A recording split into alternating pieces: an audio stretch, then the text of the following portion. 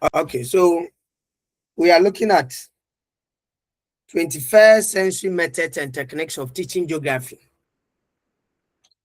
So that is the unit 5. Then from there, we are left with the 21st century geography teacher and the 21st century skills. And we'll wrap it up with the classroom management. Then we are done.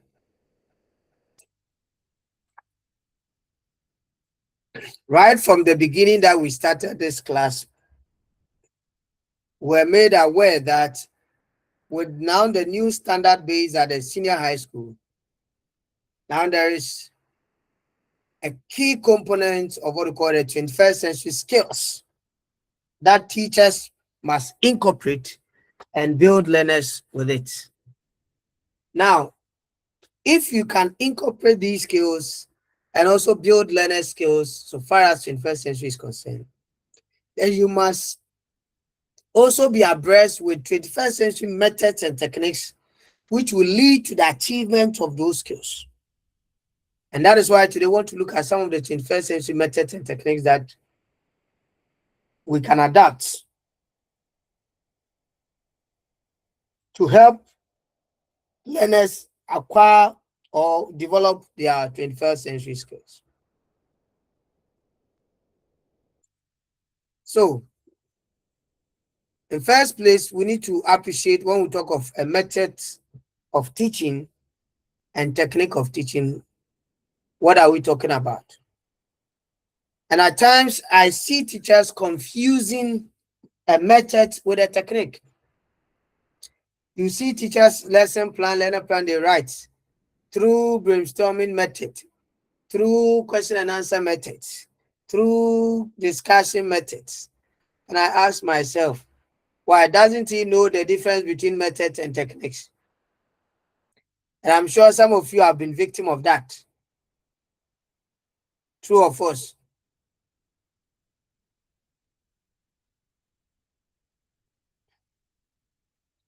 Now, when we say a teaching method or a method of teaching, it is any instructional activity that is used for an entire lesson, lasting for a period or more.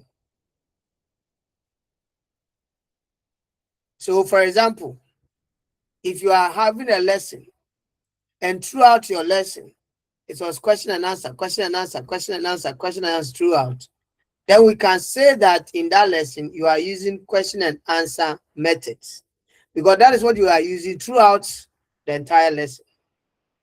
But a situation where you are using, at a point you are using question and answer, at a point you are using brainstorming, at a point you are using discussion, it ceases to become a method, but what? A technique. So you will not say question and answer method, but question and answer technique, discussion technique.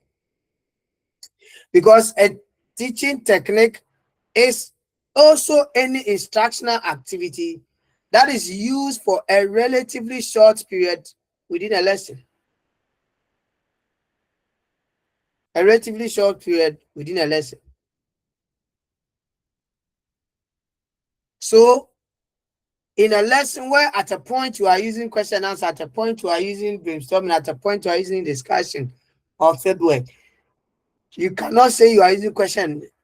You cannot say you are using method, question and answer method, discussion method, but rather it's what? A technique. But if it happens that you are using question and answer almost throughout your lesson, then it becomes question and answer what? Method. Are you getting the picture?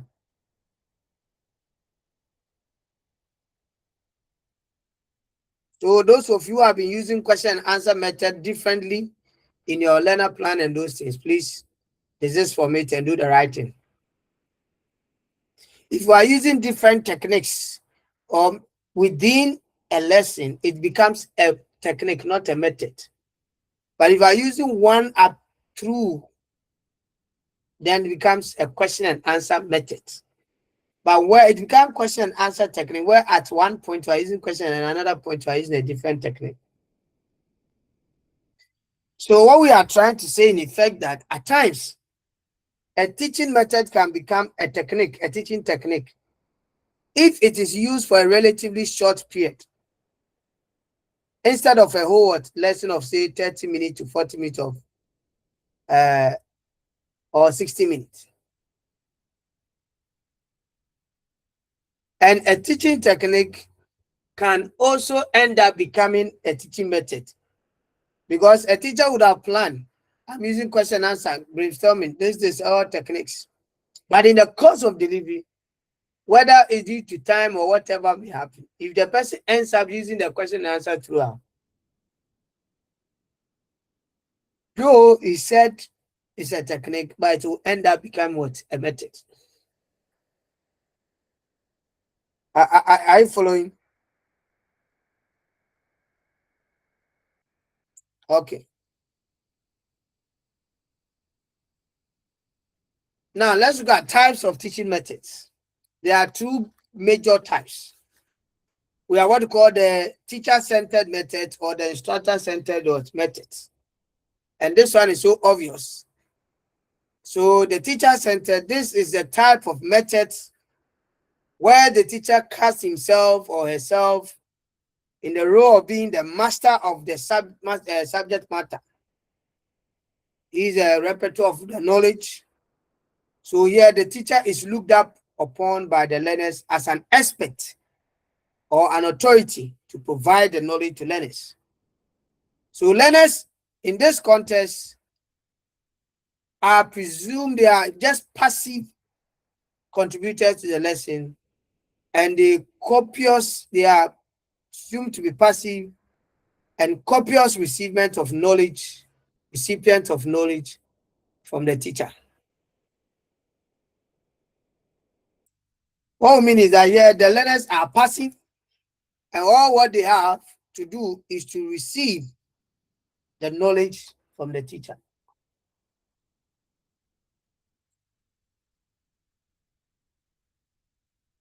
An example includes expository, lecture method, brainstorming question answer, where mostly the teacher takes the center stage. These methods require little or no involvement of learners in the teaching process. So when we say teacher-centered, it doesn't mean that students may not participate, but the extent of participation is what we are talking about. It's minimal as compared to the learner-centered. Now, when it comes to learner-centered, here the teacher is both a teacher and a learner at the same time. So in the words of Stenhouse, the teacher plays a dual role as a learner as well as the teacher. So that in his classroom extends rather than construct his intellectual or constrict his intellectual horizon. So here what we are saying is that the teacher himself, at times in the learner-centered, the teacher himself becomes a learner too.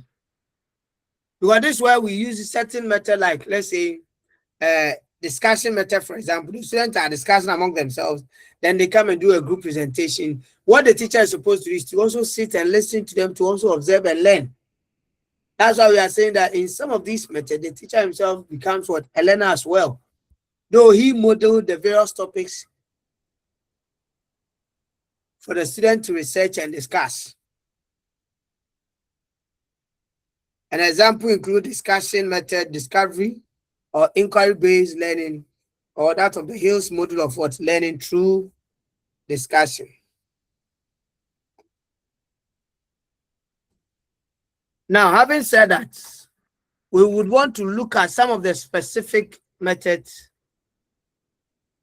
that are used in geography, and we are talking about some of these 21st century methods.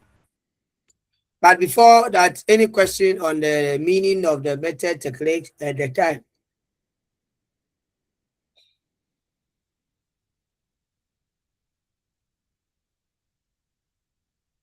Any question or contribution?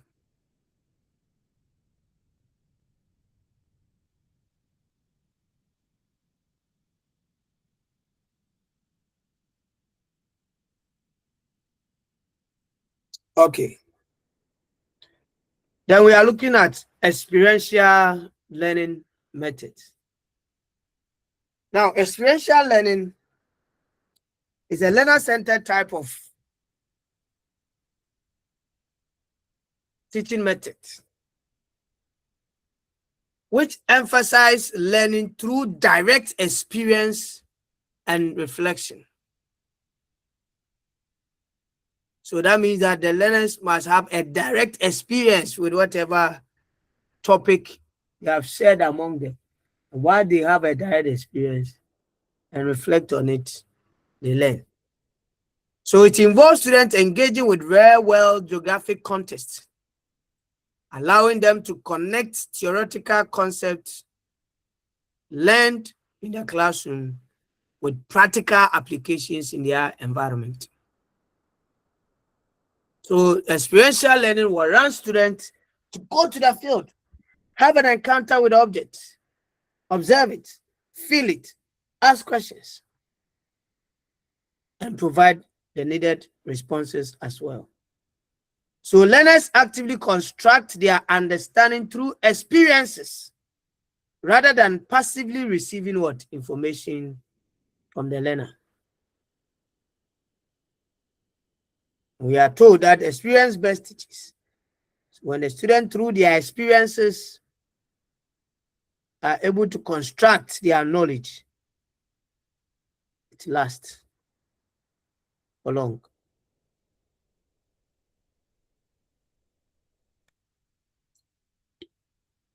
Now, let's look at some characteristics of experiential learning. One, there is active engagement so far as experiential learning is concerned. So we are saying that students participate in hands-on activities such as field trips, data collection, community projects, and these foster deeper understanding so far as the learner's engagement is concerned. Then there's also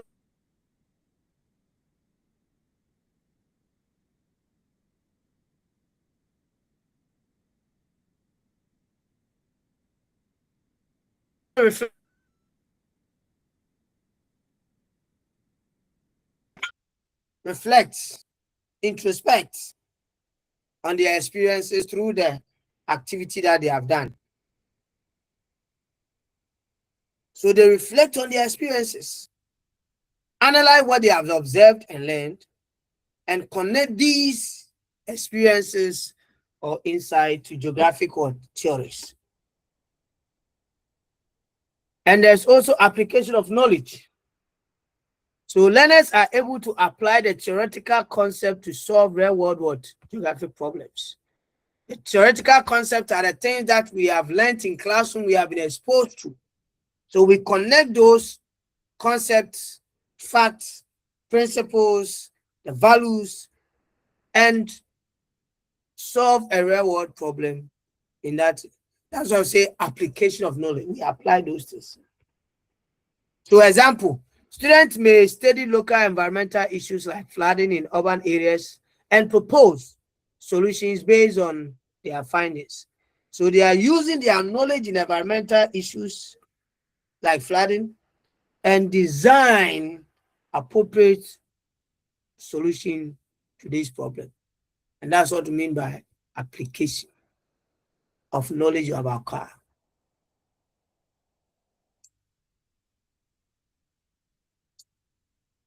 There's also collaborative learning. And here it involves groups activities, promoting teamwork and communication skills. Students may work together to conduct research or complete what projects. And these enhances their social skills so far as geography is concerned. There's also what we call interdisciplinary approach.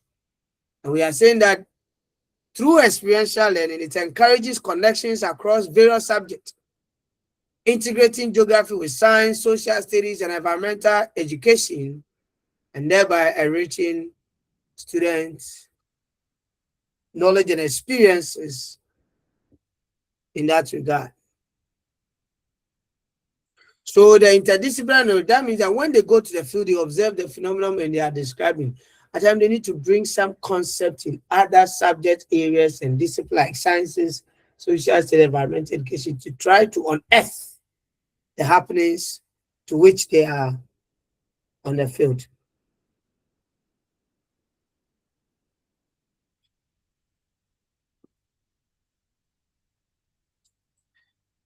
Now, how do we implement experiential learning? How do we implement experiential learning?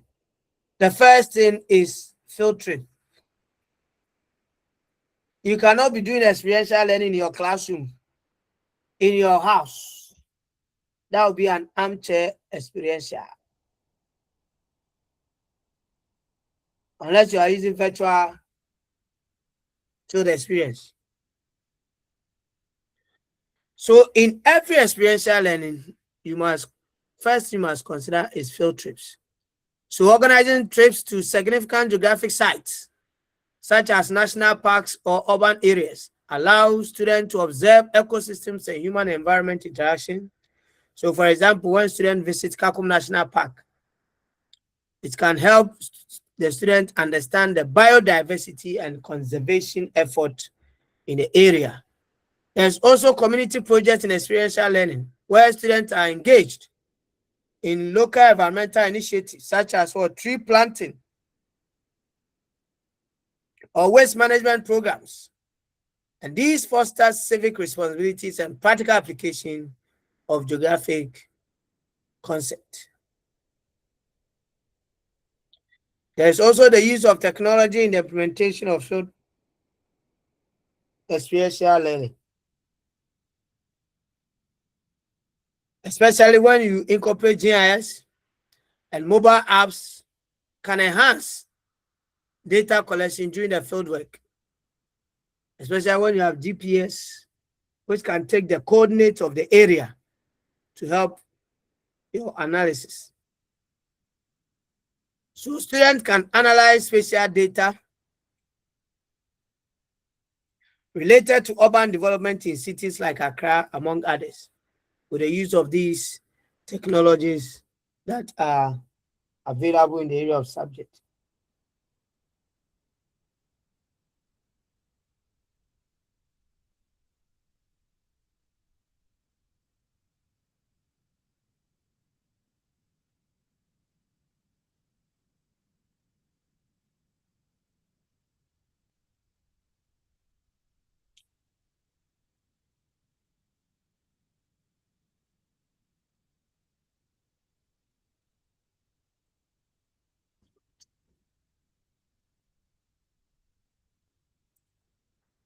There is also what we call service learning.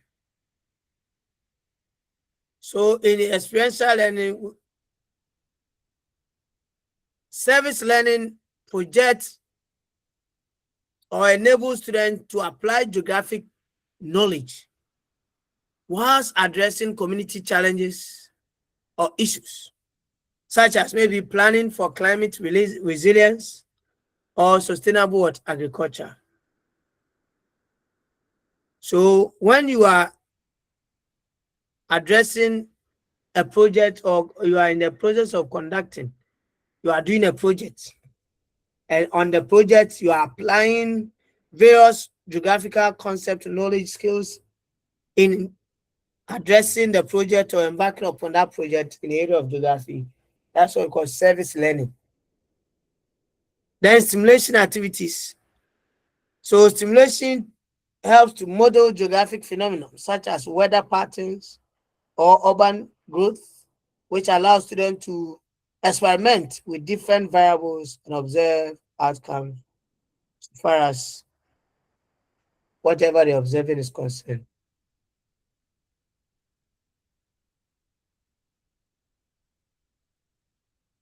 Now, what is the importance of experiential learning in geography?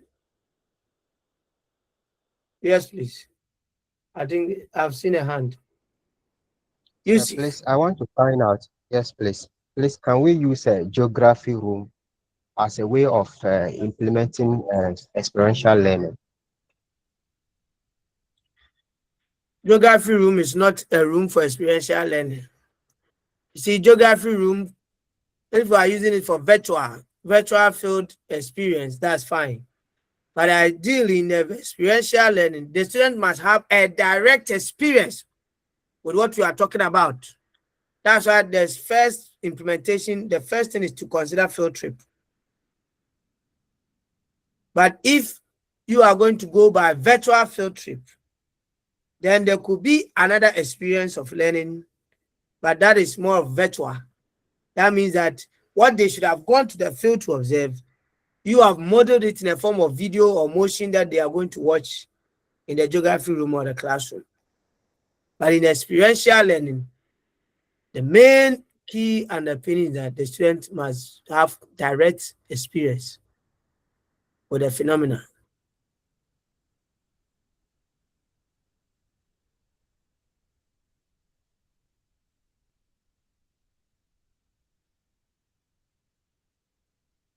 Are you satisfied, or we should Yusuf? Uh, so I was thinking about maybe in a geography room whereby you allow the students to interact with maybe globes and maps, and instances whereby you have some kind of rocks or the types of rocks in the geography room whereby you allow them to have a physical look at it, interact with them, whereby in a situation maybe you organize a field trip for them to have a look at those types of rocks in a different field that is being present in the geography room. That is the angle that I'm looking at it. Yeah, if the object they are going to the field to observe, you have the object in the geography room, which they are having direct experience with it. But you see, this one, it is not the teacher teaching you and taking you to the field to say that take this. You see, it's a method of teaching. So it's you, the students, being given the guidelines and you going to the field to conduct your investigation. It is a different ball game when the teacher is teaching. Now, when you rock natural, say this is the rock I'm talking about, have a feel of it. Yes, it's you are having a real feel of it. But this is different from talking about experiential learning as a method of teaching.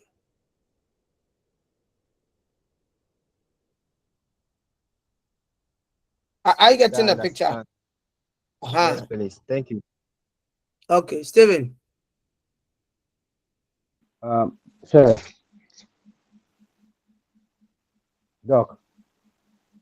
please, I'm listening.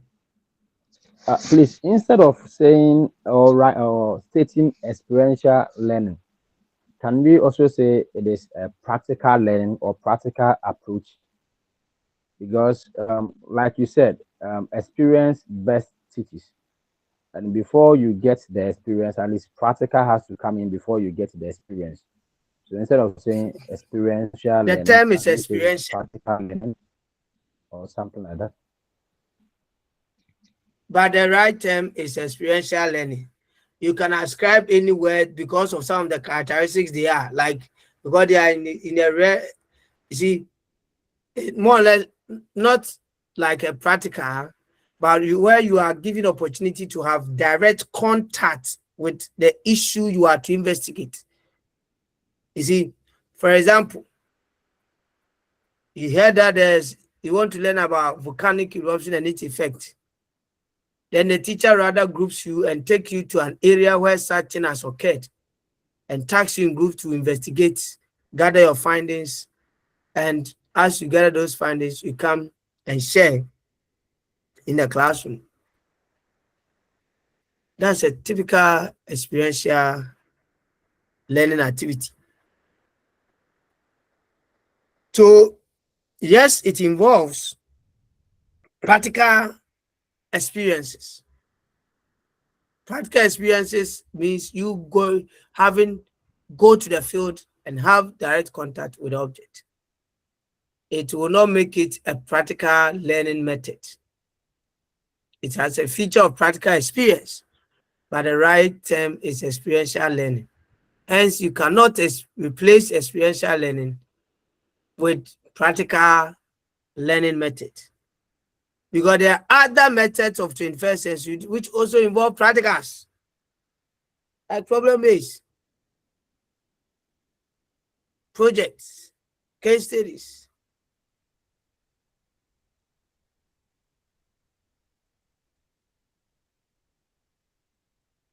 So that's it.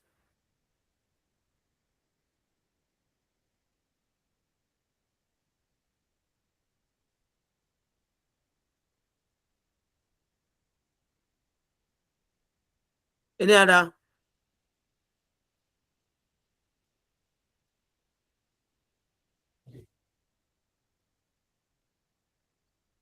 Okay. Now we are looking at the importance of experiential learning in geography. We are saying that one, experiential learning method enhances student understanding about geographical concept. Very, very, very important.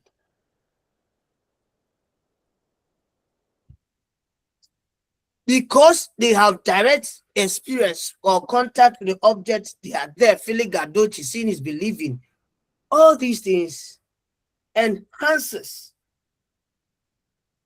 their understanding of geographic concepts, be it simple or complex concepts, more effectively because of the direct experience they have with the object, because they have first-hand experience, and this lead to improvements in their learning and comprehension of the various concepts they study, and also how they're able to retain to provide the necessary feedback.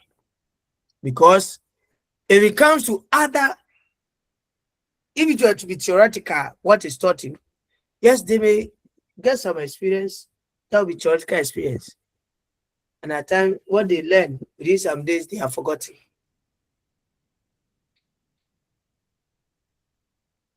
It also builds the critical thinking and problem-solving skills of learners. Because learners are made to engage in a real-world activity, situations, problems, to gather information, analyze the information, share ideas, see them, filter them, and at the end of the day, present their findings.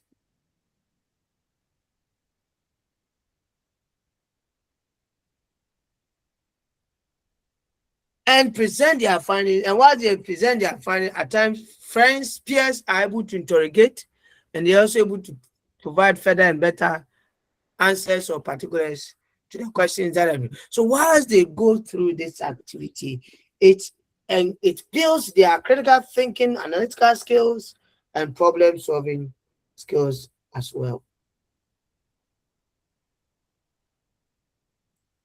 Then we have connection to local context. You see, because students are taken to the field and they have direct contact with whatever phenomenon within their community that they are investigating or experiencing, we are saying that it helps students to relate global geographical issues to their local environment, which fosters a sense of what? Relevance, and increases their environmental awareness so far as whatever they are investigating is concerned. Now, it also builds their skill development. Through experiential learning, students develop various skills, which include analytical skills, data collection skills, data analysis, teamwork skills, collaboration skills, and communication skills. And these are all essential skills that students are able to develop so far as experiential learning is concerned. Then there's also increased motivation. When students are engaged in active hands-on experiences or learning activity, it often results in a higher student motivation and engagement, as students find the learning process enjoyable and meaningful, especially when they go to the field and have a contact with a studied object by themselves. So these are some of the importance of using experiential learning in your classroom. What are some of the challenges?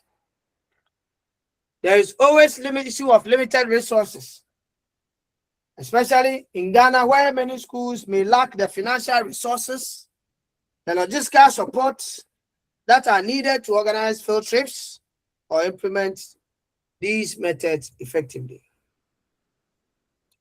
There's also the challenge of time constraint. Yes, because executing field trip is time demanding. It demands planning and execution also demands time.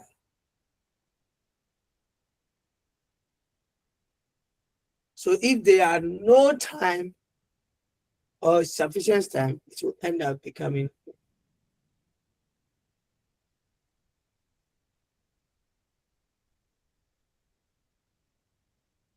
So planning and executing experiential learning activities can be time consuming, making it difficult to find them into the already packed curriculum, especially in Ghana where our timetable has been structured in such a way that within 60 minutes, 120 minutes, another teacher is coming. What time are you going to use to take the student? Well, at times some of these field activities can take the whole day.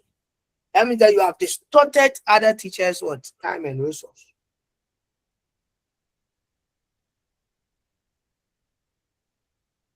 Issues of logistical concern.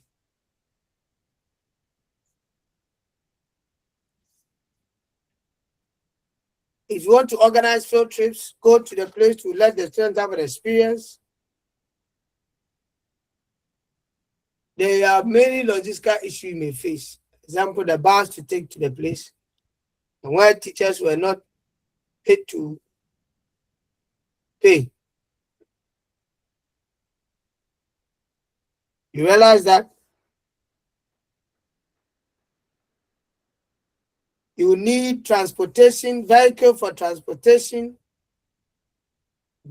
safety concerns, coordination with community, especially the parents and other stakeholders, and visiting the place among others. And these logistical issues absence becomes an impediment for the achievement of objectives. Variability in student engagement.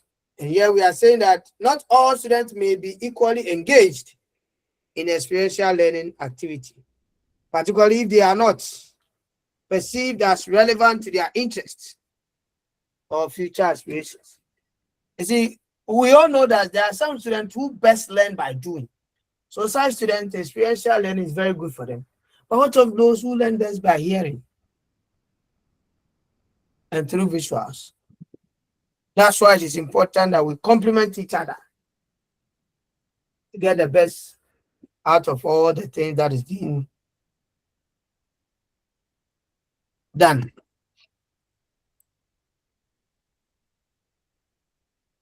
Now, the last point out to the teacher training and preparedness.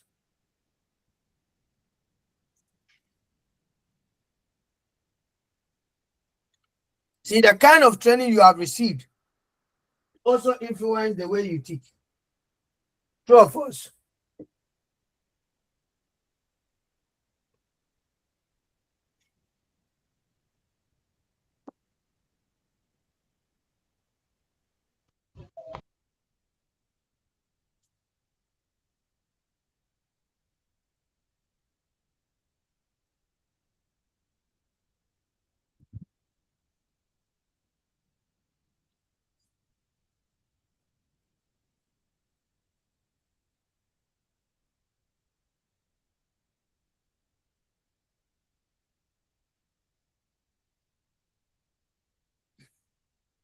At times, you have some students who say that, oh, because this teacher didn't teach the subject well in the secondary school, that made me not like geography. And that's why for me, I didn't like geography because the teacher was handling us, didn't teach it well.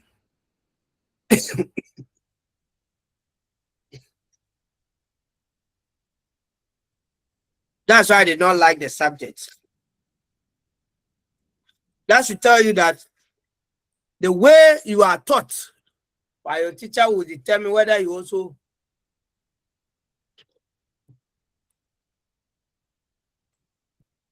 the training you are giving will also show what you are going to give.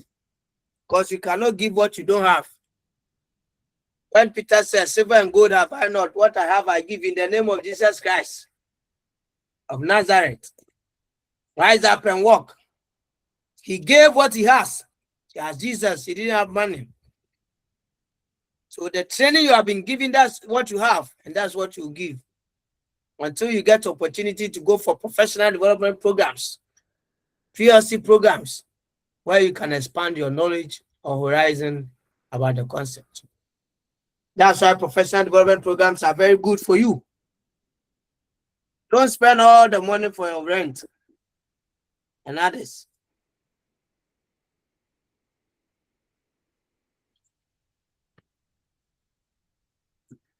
Or Adelaide.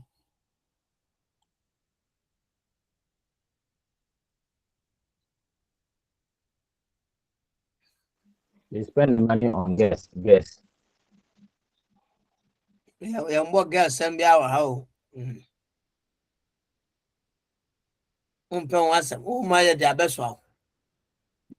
Okay, the next one I want to look at is problem-based learning. And you see that most of these learner-centered methods, they have a lot of similarities when it comes to characteristics and even how they are conducted. Problem-based learning is an instructional method where students learn geography by actively solving real-world geographical problems. Here, students investigate issues like climate change, deforestation, urbanization through research and inquiry. This approach engages students with complex geographic questions, such as how coastal erosion is affecting Ghana's communities, or how urban sprawl influences local ecosystem, making the learning process practical and relevant to their life. So, Stephen, the word your practical is here. So, would you also want to say that problem-based learning is a practical based learning? In fact, all the learner-centered type of methods, they have practical as one of their key features or areas.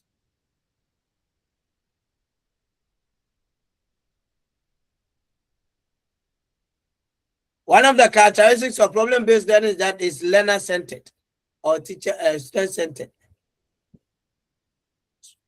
So PVA enables students to take ownership of their learning by investigating geographic issues independently.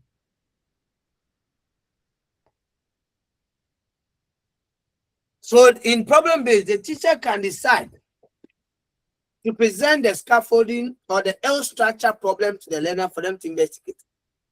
Or the learners can be given the opportunity to discover the problem and solve. So there are two ways. So example, you can have a group of students who may be tasked to explore how illegal mining in Ghana contribute to river pollution and its effects on local communities. This could be a for our learners. That's why this is at the regular level. I teach some topics and some other topics. I share it among you in groups. I give you weeks, research, gather information, prepare your slides, come and present, where I also sit and learn. Once you present, we ask you questions, we interrogate you. These are things that are needed in the 21st century to build their skills and experiences.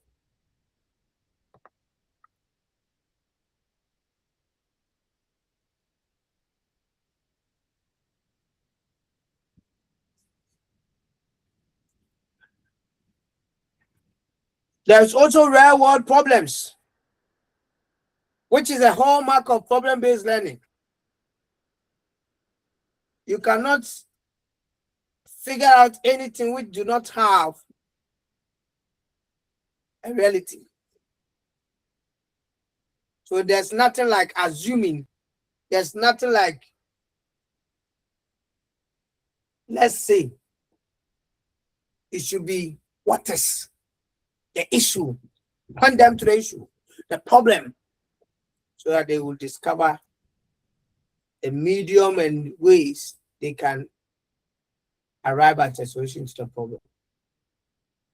So real world problem is the hallmark of a problem based in geography, as it focuses on real world issues. So here, teachers either may present students with the geographical relevant problems, such as impact of urbanization on land use, or the consequences of deforestation in Ghana's tropical rainforest. These are all topics, issues that you can present to learners.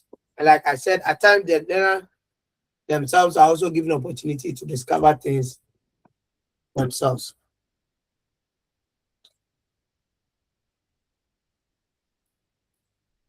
The characteristics that experiential learning have is the same with that of the problem-based learning, because they are in the same category. So there's also collaborative learning here, because PBA often involves group work, where students collaborate with their friends or members in the group to solve geographical problems. There's also inquiry-based learning.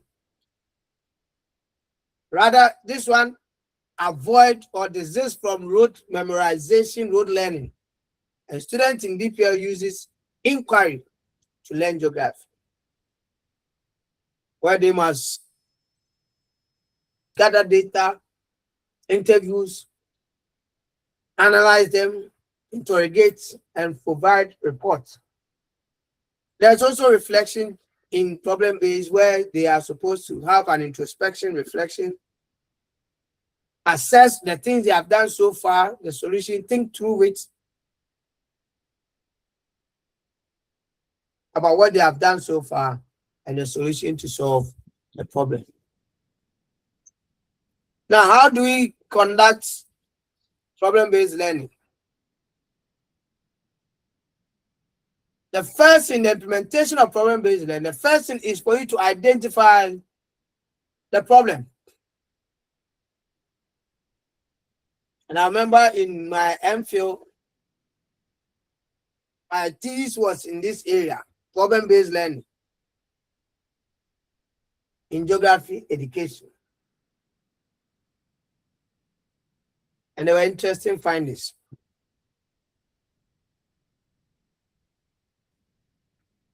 So in the identification of the problem, the teacher may present to the learner, or the students may what? Be guided to discover themselves the problem, or identify the problem themselves and continue with the investigation to solve it.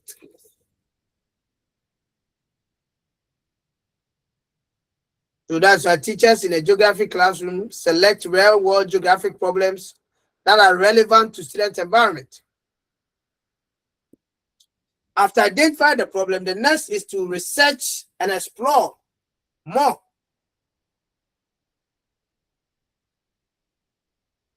How do you research and explore? By formulating your hypothesis.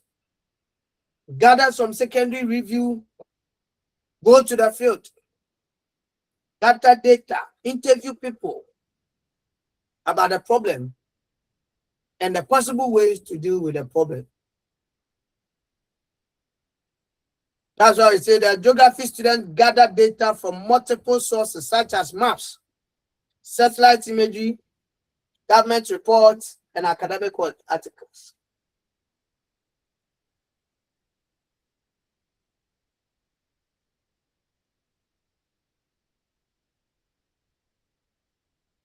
There's group work. I would say group work enables students to tackle complex issues in geography. Teacher facilitation. We all know in problem-based, teacher do not dictate, do not direct, do not provide knowledge.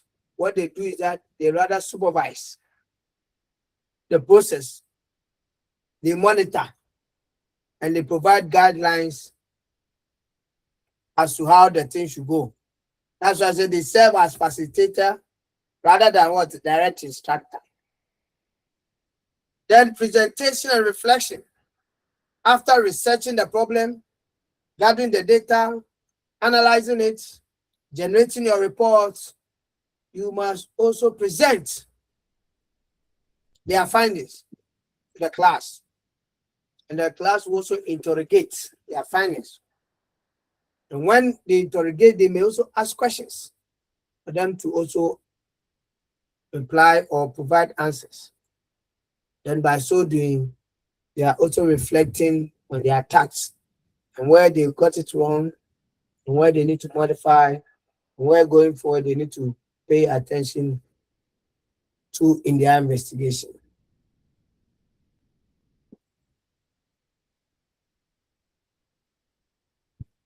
What are the importance of problem-based learning? It's not different from what we have discussed in experiential learning. We're also saying that there's critical thinking that are developed in a problem-based learning approach.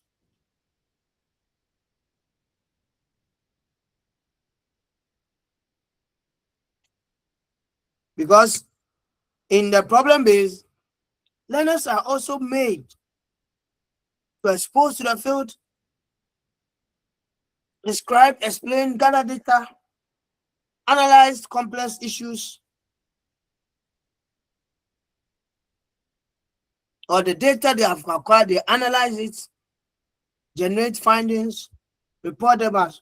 So while they go through all this process, it enhances their critical thinking through the analyzation of geographic data, evaluate potential solutions, and make informed decisions. So that's one aspect.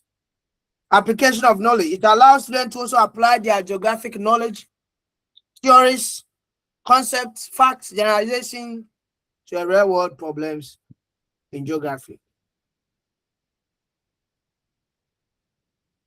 So, for example, a geography student can apply their theoretical knowledge in population dynamics to investigate issues about issues on urban growth and its impact on infrastructure in Ghanaian cities, which we know that population dynamics also have a direct implications on urban growth. Collaboration, we have talked about it already. In the quest, they apply or draw knowledge from other subject areas to explain various phenomena in the area of subject. So it prepares students for collaborative work by encouraging group projects that address geographic issues. So for example, when students are made to analyze sustainable agriculture in Ghana, they might work with other peers to share their knowledge from different perspectives, sources, and propose solutions, which collectively may deal with the issue. Lifelong learning is also there because PBL equips students with skills to continue learning beyond the classroom, where their experiences are extended from the classroom to the field as well.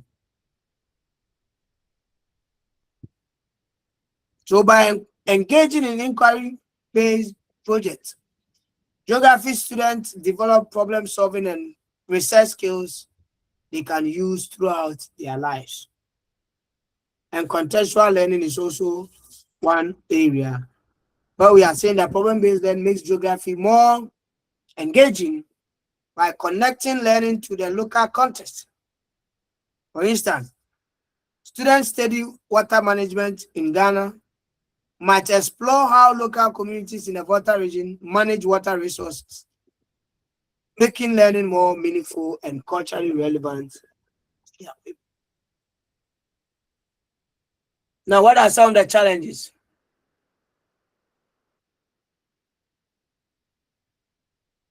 The same challenges that we mentioned in the experiential happens to be another. Lack of resources, time constraints, teacher preparedness, or the training that they have received.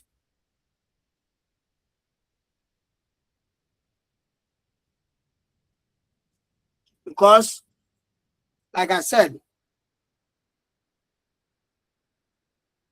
the kind of training you received will determine your ability to also deliver. And there's a need for continuous professional development that geography teachers must adhere to improve their skills, knowledge, experiences, and understanding within their subject area.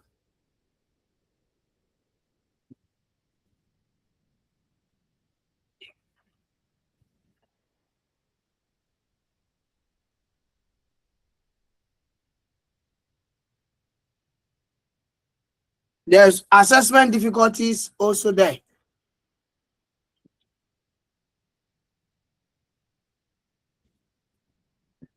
Especially you live in Ghana where our assessment is too teacher-centered or WIEC-centered, not about what the student has been able to develop, invent, or achieve. Because see, problem-based is not assessed through paper and pencil exams. So the traditional assessment systems, such as exams, may not effectively measure the skill developed through problem-based learning in geography. And some of the skills include problem-solving skills, collaboration skills, presentation skills, technical report, oratory skills, among others.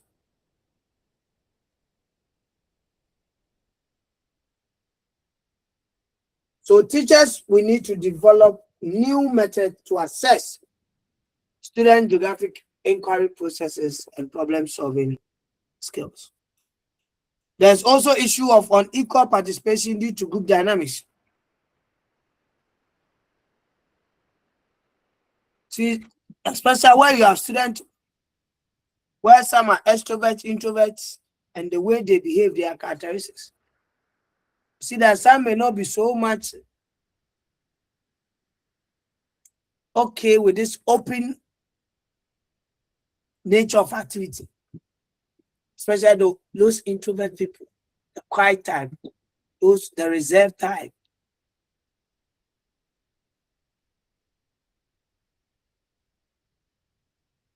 Especially where they are used to structured geography lessons, and now we are being asking them to do otherwise.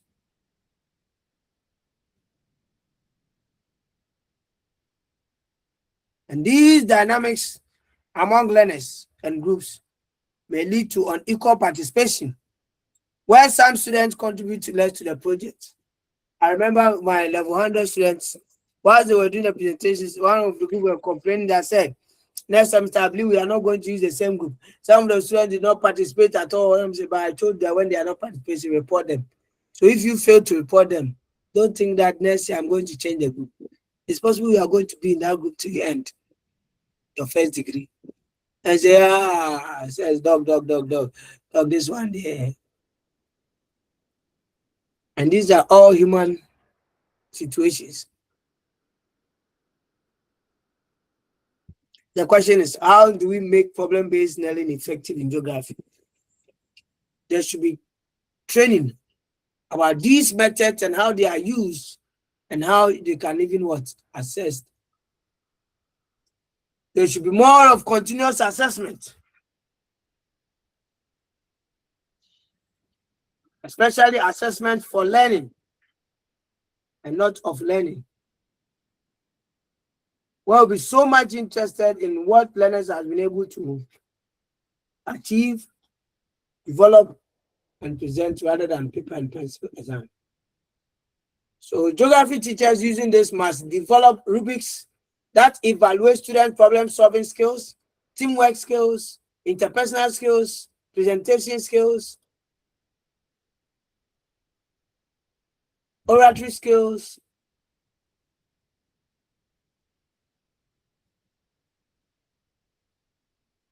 research skills in problem-based learning. And this helps ensure that the skills developed through PBL are adequately assessed. There should also be support from institutional or educational authorities.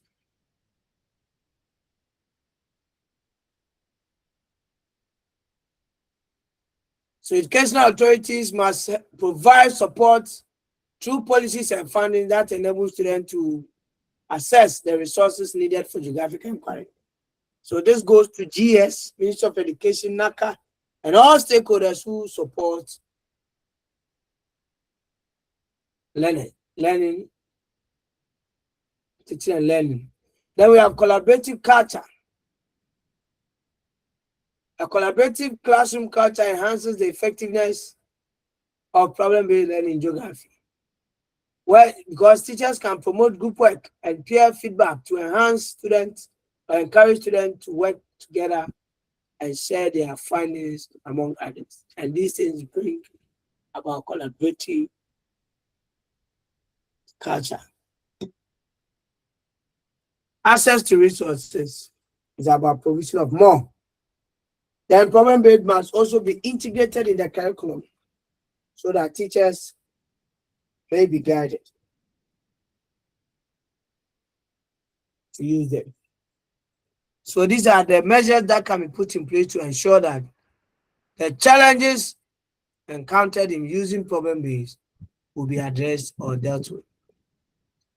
Any question on the problem-based?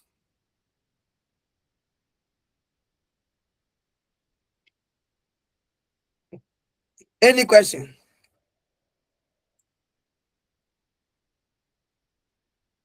Hey, are you following? Please. Yes, we are following you, sir. No, sir. Okay.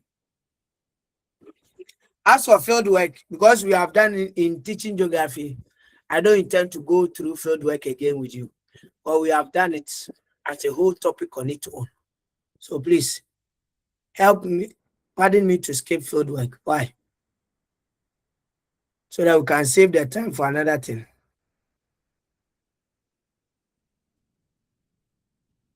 Because the things we are going to talk about here, we have already talked about it in teaching geography in terms of this field work.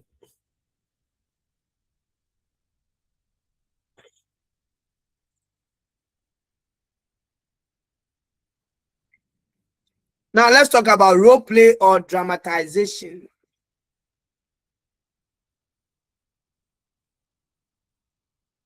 Oh, sorry. If I make me watching.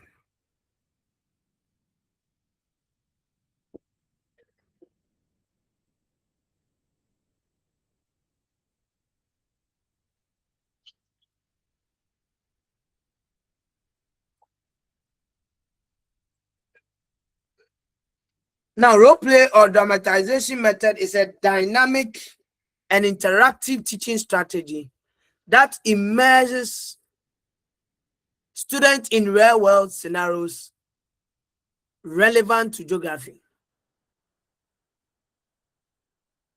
It's what dynamic and interactive teaching, especially where the learners themselves becomes characters of the role. That's why I said this approach encourages learners to embody different roles, such as environmental activists, urban planners, local residents, or representatives of various geographical features, enabling them to explore and understand geographic concepts and issues from multiple perspectives. And remember, I told you about one of my students that was able to use role play to do the naming ceremony. A minute, I'm coming. Let me open. A minute.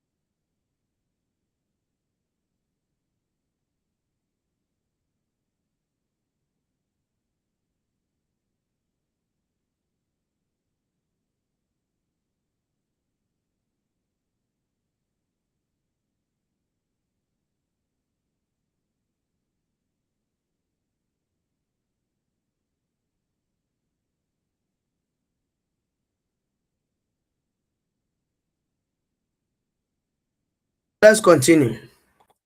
So remember, I told you. So the naming ceremony topic and the element and the important, he decided to use role play by sharing their characters among the learners. And that very day, the lesson was very fantastic. The students were so happy seeing their own colleagues, some being father, some being mother. And the interesting thing that I don't know how he managed to get beard with some chalk in it, means that they are old. And the way their friends were teasing themselves, they were laughing. Oh, look at this. And so all these things bring that kind of interactiveness so far as the lesson is concerned. And it makes it more humorous, more engaging, and more interesting to students.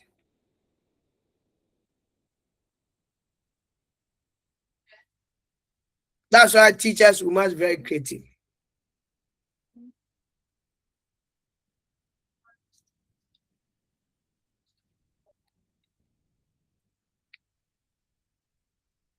Now, what are some of the characteristics? In role play, there is active participation. That's one characteristic. There is active participation. Students are not mere passive recipients of information. They actively engage in their learning by taking on various roles in the role play. There's also experiential learning in a role play, because the role play is a form of experiential learning, which emphasizes learning through what? Experience. There's also what we call perspective taking. Perspective taking in the sense that it encourages students to step into the shoes of different stakeholders and behave like those stakeholders, hence influencing their understanding of diverse perspectives so far as, so for example, the role play of the naming ceremony, there was someone who is a father, another who is a mother, another who is a relative, family people, or so forth, and all those things. These are all perspective angles that comes together to give you a better understanding of how important naming ceremony is and the elements or people involved. We are saying all these things so that it will be encouraged to incorporate these in our instructional activities. There's also collaboration in role play, because it often requires teamwork and collaboration. Students must work together to create their scenarios, share ideas, and negotiate solutions. so that they will know when you come in, when am I supposed to, when am I supposed to. Very, very important. And these foster a sense of community and shared what? Learning. There is creativity and imagination, especially dramatization, as their creativity as they portray characters and develop storylines. Because some of them, the script you give to them, they all add their creativity to it and make it more natural and very interesting than those who read script to be more artificial. There's real world relevance as a characteristic.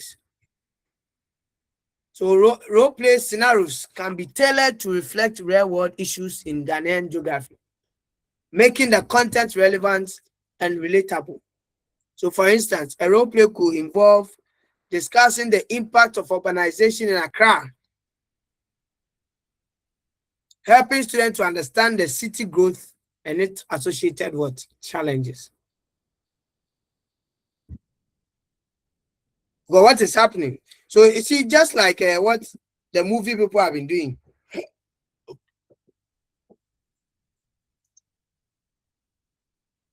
You know, recently, Lewe did a movie on Ibrahim Traoré,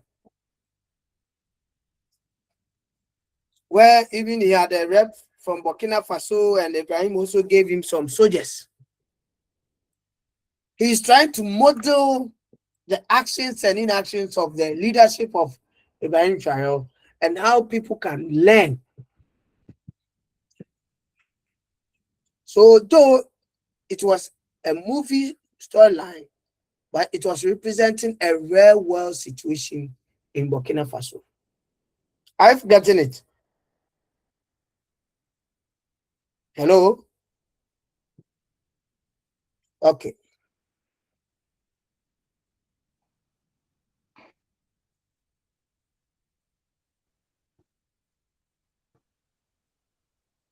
Then implementation of role play methods. If you want to use role play in your teaching, the first thing is that you must be able to prepare the scenarios. What scenario do you want them to undertake?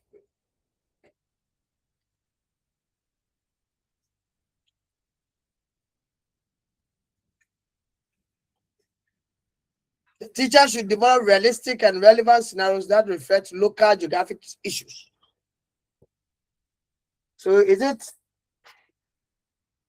maybe illegal mining and its effects that you want the student to model? Then you must prepare it. Or is it about, let's say, malaria? It's a killer. So in first place, you have to determine the kind of scenario and prepare as such.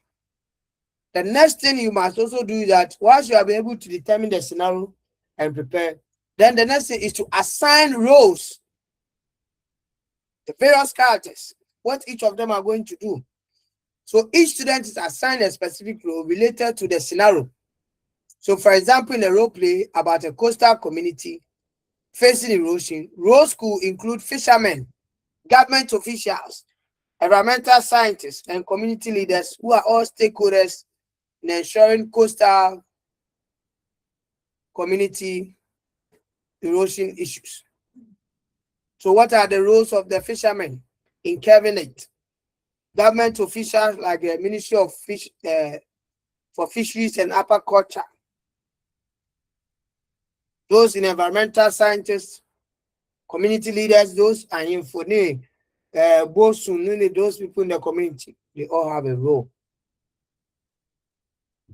Then after assigning the role, we talk about the setting, the scene. So this is where you create a situation, a suitable environment for the role play to take off.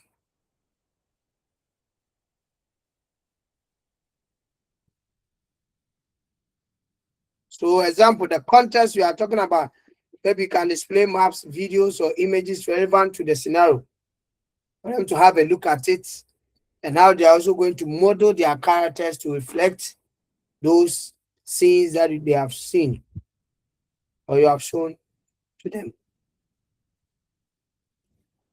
Then you can also guide discussions as well. That's after the role play. Teachers should facilitate a reflective discussions by encouraging students to share their thoughts and feelings about the experience from the role play that they have done. So by the reflection, you can ask questions like, what challenges did you encounter as a character? How did the decision made in the role play affected the community? So by interrogating these as part of the reflection questions, enables students to be able to appreciate what they have done and its relevance in solving real world issues.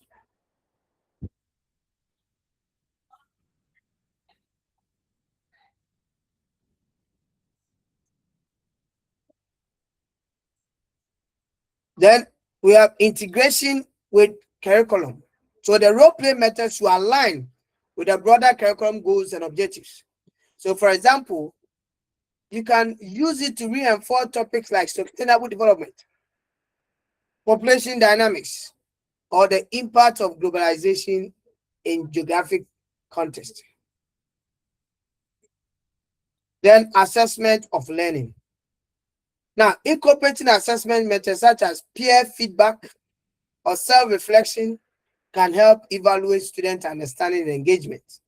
And teachers can also provide rubrics outlining the expectation for participation, collaboration, and critical thinking. So for example, me, when my students are doing presentations, I distribute the topics, they go and research in groups, and the day of presentation, I have a rubrics I always outline, indicators. So we look at your appearance and they will score your dressing. We also look at the quality of your slides and the information on it, whether it's not power notes, otherwise. Then we also look at your delivery presentation, how you explain your concept, whether you are reading to us or you are not, you are explaining the issues to us. Then we also look at your time management. Also look at how you're able to respond to questions when you are asked, whether you get offended, you antagonize or whatever. We look at all those things and score you.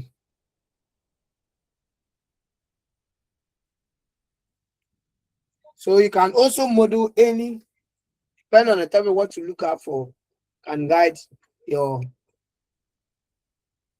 assessment strategy.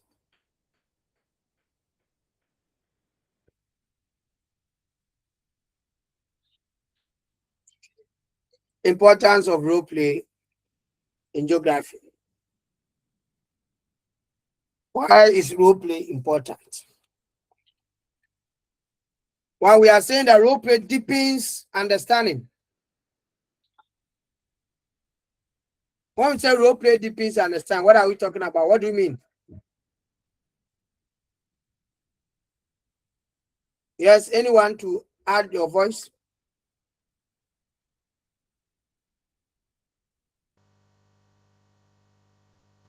Yes, When you please go say ahead. role play, when you say role play deepen understanding, you just want to say that it helps the student to understand the content very well. It helps them to grasp Yes. everything that you intend teaching because it has become practical for them.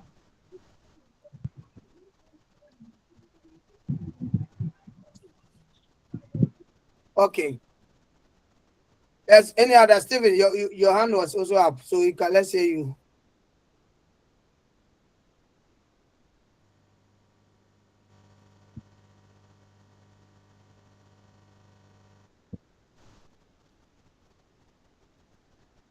Stephen.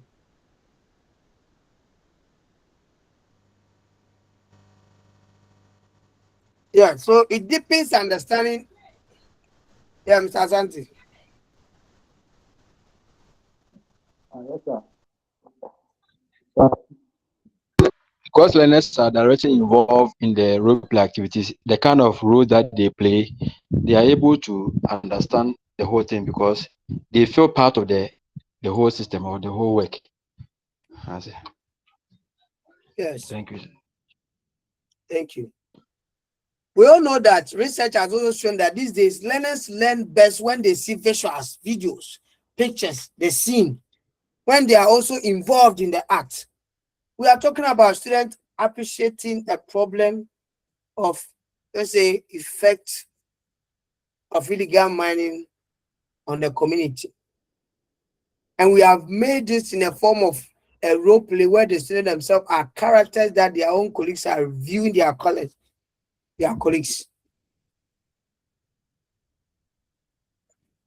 And by the way of the role play, each of them being assigned a role and the actions and inactions within the role play enables them to get a deeper understanding of the illegal effects of illegal mining, because they themselves, by their movie, their play, and all those things, are communicating the knowledge, the content, and the information to their own colleagues. And like we said, some of the students even learn from their own colleagues.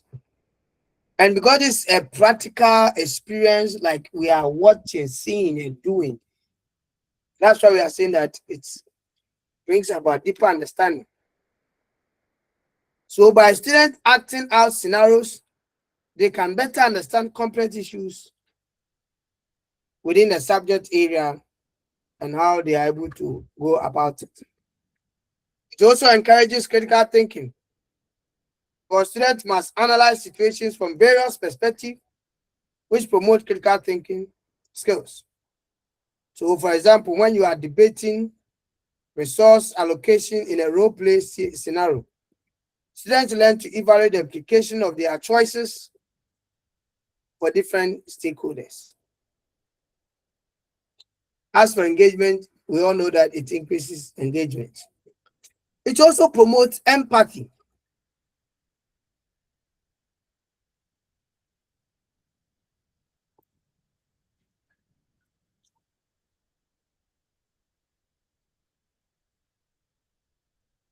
It also promotes empathy.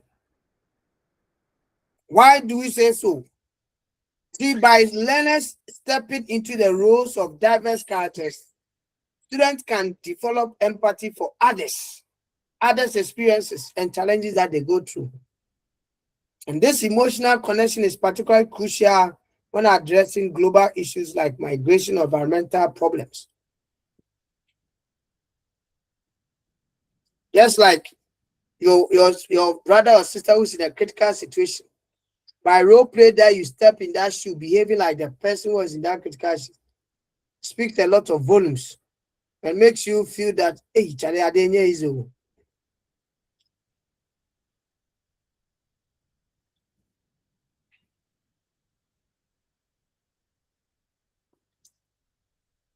It also supports soft skills development. Role play fosters essential soft skills such as communication, negotiation, problem solving. These skills are vital not only for academic success, but also for student future careers in an increasingly interconnected world.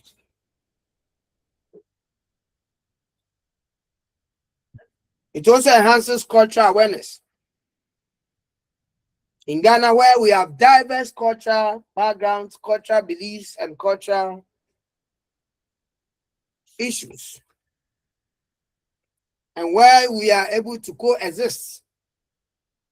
Just last Friday, I was in a Kopong Christchurch, and the PCE demonstration school did Culture Day, Ghana culture, different tribes with different dressing.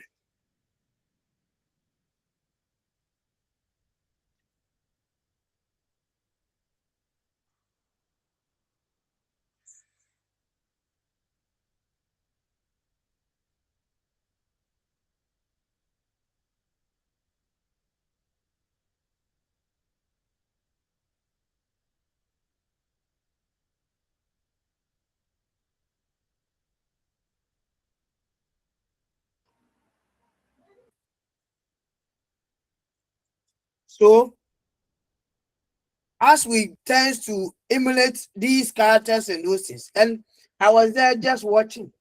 There was people who came to did ever songs, and a number of tribes, and they were also interesting people, and all the students, none of them were in school uniform. All of them were in various multicultural wears.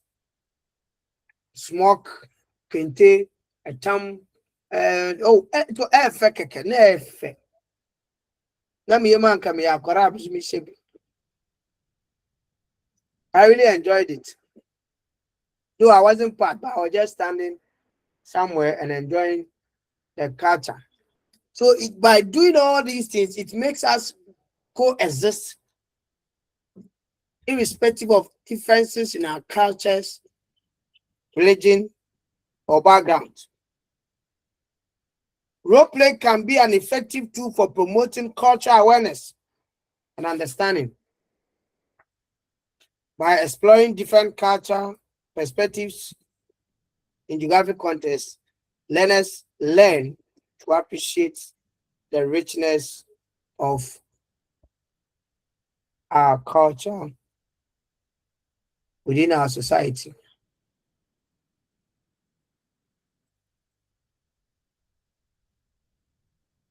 Now, what are some of the challenges?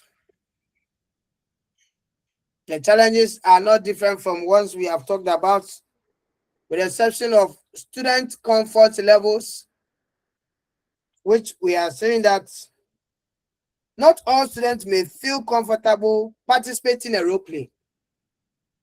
Some may have anxiety about public speaking or acting, which could hinder their engagement. Hence, it is essential for teachers to create a supportive environment that will encourage participation without forcing students who have such anxieties to go and flop. So you must check the comfort levels of the students you want them to be part of the role play. And like we said, resource limitation, teacher training, time constraints, and assessment difficulties are the same as we have discussed. Now, the question is, how do we enhance effectiveness of role play methods? Measures to enhance effectiveness of role play method. One is resource development. In resource development, we are saying that schools should invest in developing or acquiring resources that facilitate role play. And some of these resources include props, multimedia tools, and designated spaces for dramatization. Collaborating with local organizations or community members can also help provide some of these resources that we need whenever we are doing drama or role play. There's also the need for professional development, providing training and workshop for teachers on effective role play techniques can enhance their ability to implement the method successfully. And these sections or workshops should focus on how to create an engaging scenarios, to facilitate discussions, and how to assess students during role play activity. There should also be creating a safe environment. Here we are saying that teachers should cultivate a classroom culture that encourages participation and respect individual comfort levels, so that no child is forced, no child is pushed to do something against his will or wish. Such strategies, such as starting with less intimidating activities or allowing students to choose their own roles, can ease anxiety levels. Then you must also incorporate reflection to enhance fieldwork effectiveness.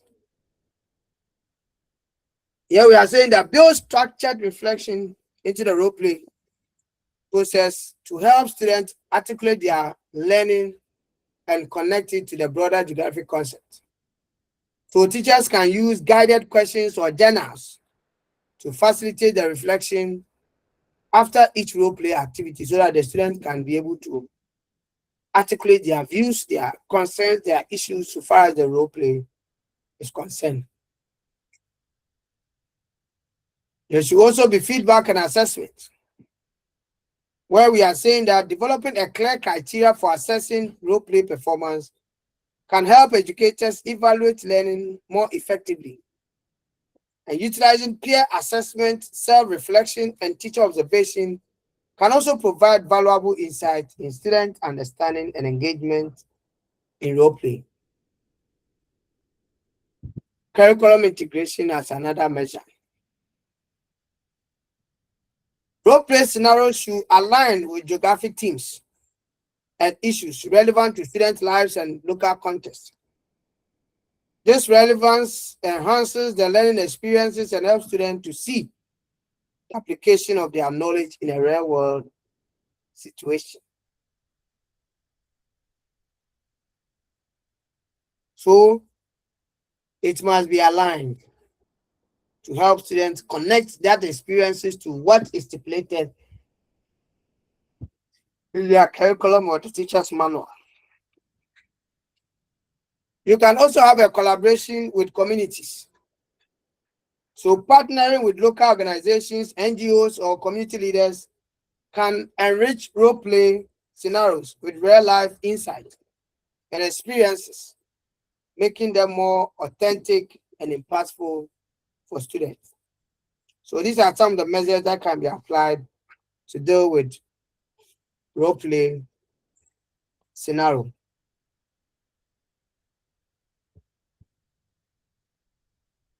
Any question on the role play?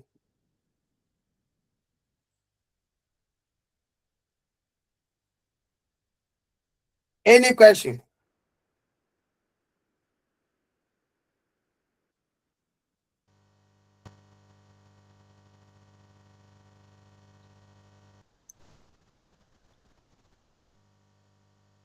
Okay. Then let's look at concept mapping. Concept mapping. And part-time people call it concept map.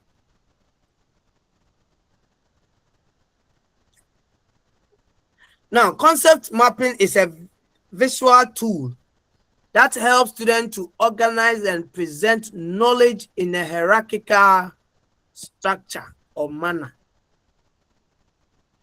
It links concepts with lines and arrows to show relationship between ideas.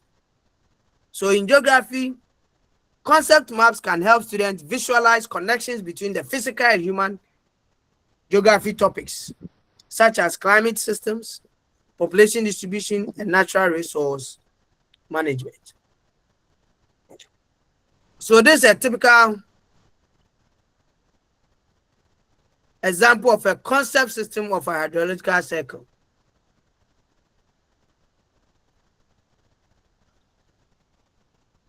So every concept starts with a broad figure connected with arrows down to the sub-concepts or sub-issues. That's why I said that every concept map is hierarchically what? Structured. From the main concept connected by arrow to the sub-concepts, which give the various components of the main broad concept, then also connected to the relationship, the functions that exist together with other sub-concepts within each other. And that's what I mean by concept what? Map. Now, what are some of the characteristics of concept map? As we have said, one is it presents a visual representation of knowledge.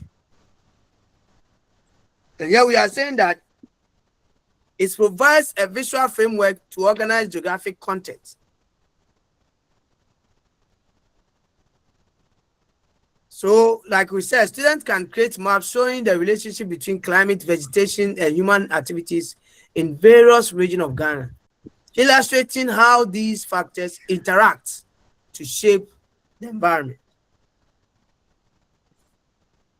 It is also hierarchically structured. As I said, you present the broad concept, then you connect it with arrows to have the various sub-concepts under the broad concept. That's why a concept map typically starts with the broad overarching ideas at the top and move down to specific details. So in geography, students might begin with a global concept such as climate zones, and then break it down into the specific climate types like tropical, arid, and temperate, followed by examples of regions that exhibit these what climate zone. And all of them you connect it with arrows. And that's what I mean by the hierarchical structure of concept map. Then linking words and concepts. So concept maps use linking words to connect concepts, providing meaning to the relationships.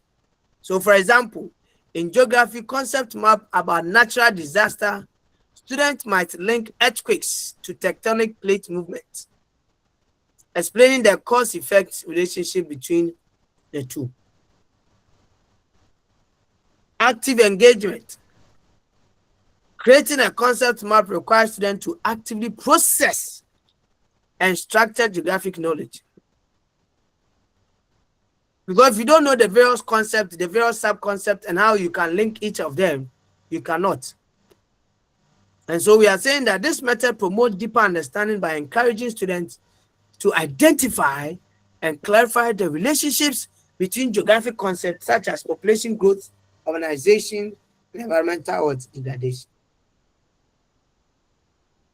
And there's also flexibility and adaptability so far as concept maps are concerned. We are saying that concept maps can be modified as students gain new knowledge. It's not static, it's not rigid, it's not sacrosanct. So as students new ideas or knowledge on for, they can modify the concept map.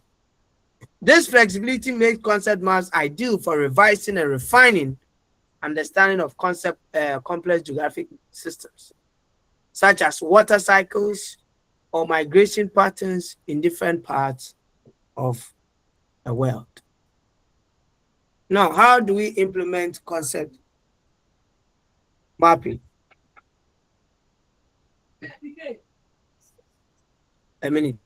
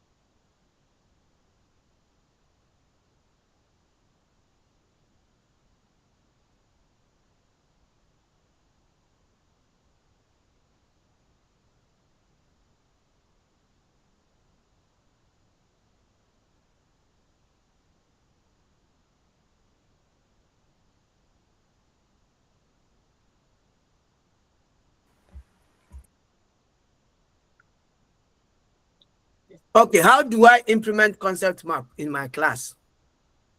The first thing you are supposed to do is that introduce the word concept map to your students. They must know what is concept map.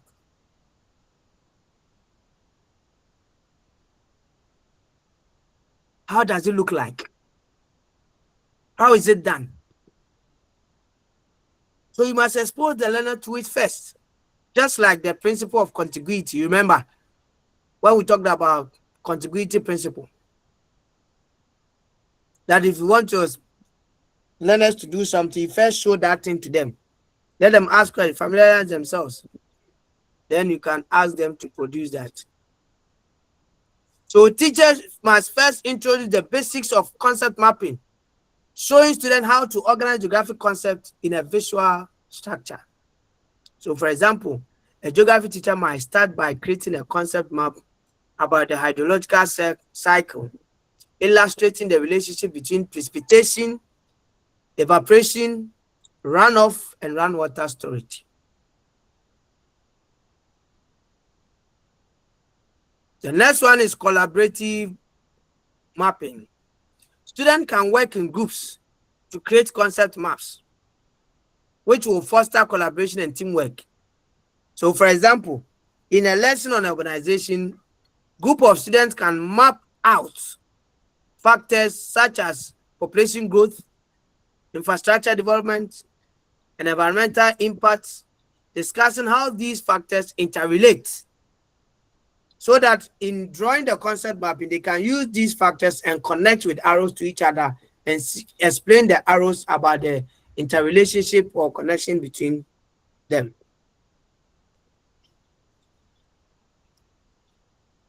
You can also use technology in designing concept maps.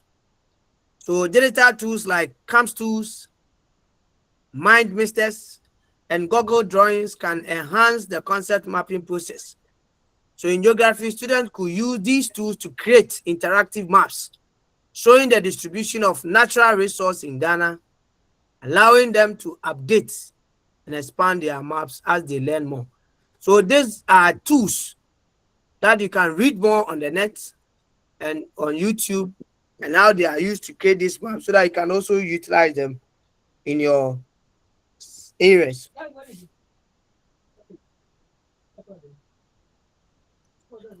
Then assessment through concept maps. Here we are saying that teachers can assess students' understanding of geographic topics by reviewing their concept maps. So for instance, a concept map showing the causes and effects of desertification in northern Ghana can demonstrate how well students understand the topic and the connections between human activities and environmental degradation. Then integrating it into your lessons. So we are saying that concept maps can be used at the beginning of the lesson, or you can use it in the middle of the lesson or at the end of the lesson. If you are using it at the beginning of the lesson, they can serve as a brainstorming tool to identify student prior knowledge. But if you are using it in the middle of the lesson, then it can help organize new information.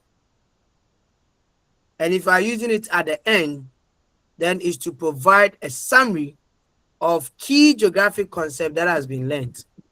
So depending on the levels or the stages of its use will determine what must accompany or what must it stand for. If you are using it at the beginning of the lesson, then maybe you want you to use it as a form of brainstorming strategy to identify student prior knowledge, or in the middle so that they can organize new knowledge or information, or if it's at the end, is to provide a summarized form of the things they have learned within the lesson.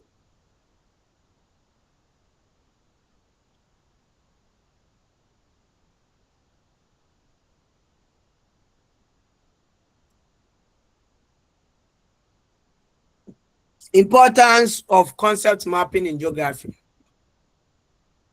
It enhances critical thinking.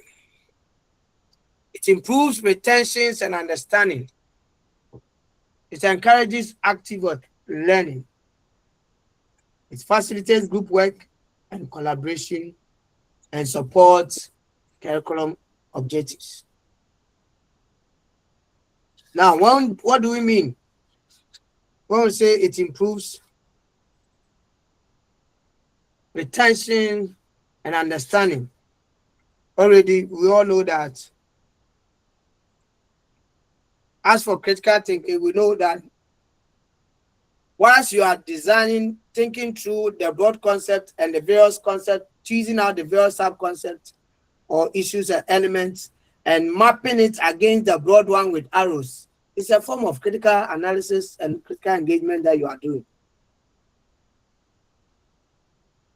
So by even identifying the relationships between different elements is a way that you are critically analyzing these concepts. So, for example, a student studying effect of the deforestation in Ghana might map up how deforestation leads to soil erosion, biodiversity loss, and changes in local climate. Now, concept map also helps students retain information by organizing it in a clear visual structure. Geography topics such as climate change, resource distribution, and land use becomes easier to understand when students can see how these concepts are interrelated or interconnected. It also encourages active learning. By creating concept maps, students engage in active learning, which helps them better process and understand geographic information. For example, mapping the causes and effects of migration patterns in Africa enables students to explore the complexity of these issues in a structured manner.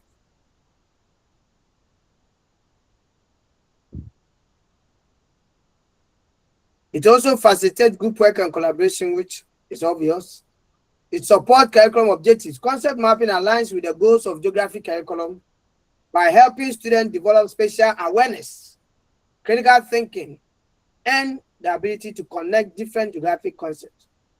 So, for example, in studying climate zones, students can map how these zones affect agriculture, settlement patterns, and even economic activities as well. Now, what are some of the challenges?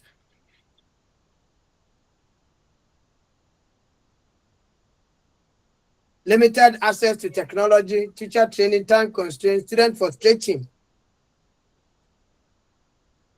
Let's look at the student frustration. We are saying that some students may find concept mapping difficult, especially if they are unfamiliar with the organization of information visually. And such students may be assisted with additional support or information to be able to develop the skill in conducting concept map. Then oversimplification, we are saying that concept map can sometimes oversimplify complex geographic issues, which oversimplification may also lead to certain relevant details being omitted. So, for example, a map of population growth might not fully capture the nuanced issues or factors that influence migration and urbanization. How do we make it how do we improve it or make the use of concept map very efficient? Teachers need to be trained in that regard. There's a need for technology. Schools should aim to provide access to computers, projectors, and digital mapping like some of the tools we have mentioned already to enhance the effectiveness of concept mapping. Government support is also very important through Ministry of Education and Ghana Education Service and NACA, and also partnership with some education organizations like IFEX, Africa Education Watch, some international corporate entities, and all provide to support the use of concept mapping.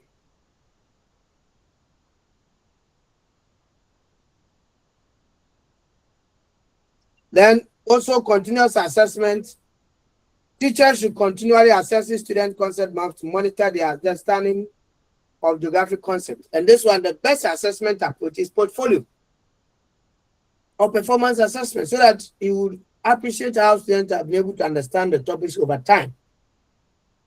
So rubrics can help ensure that the assessment focus not only on the final product, but also how well students understand the relationship between the geographic concepts. There can also be collaboration and peer learning. So teachers should encourage students to work in groups when creating concept maps. This will promote peer learning and collaboration. You see, when an individual is doing that, will cater for the individual frustration, individual dislikes, and all those things. So when they are working in groups, it will cater for all these issues. So group projects on topics such as land use planning or climate change adaptation can help students develop a deeper understanding of geography through discussion and collaboration. So that is that for concept mapping. Any question on concept mapping?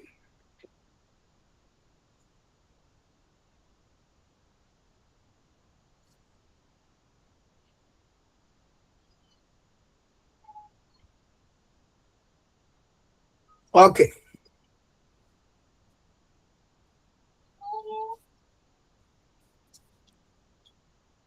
Then we talk of brainstorming technique or methods.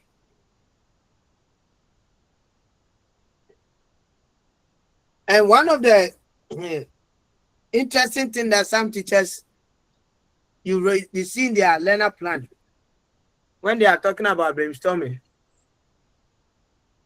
they think that when I ask a question and the time you use to think about the question and you bring it out is the brainstorming, which is totally wrong. Let me get a earpiece here so that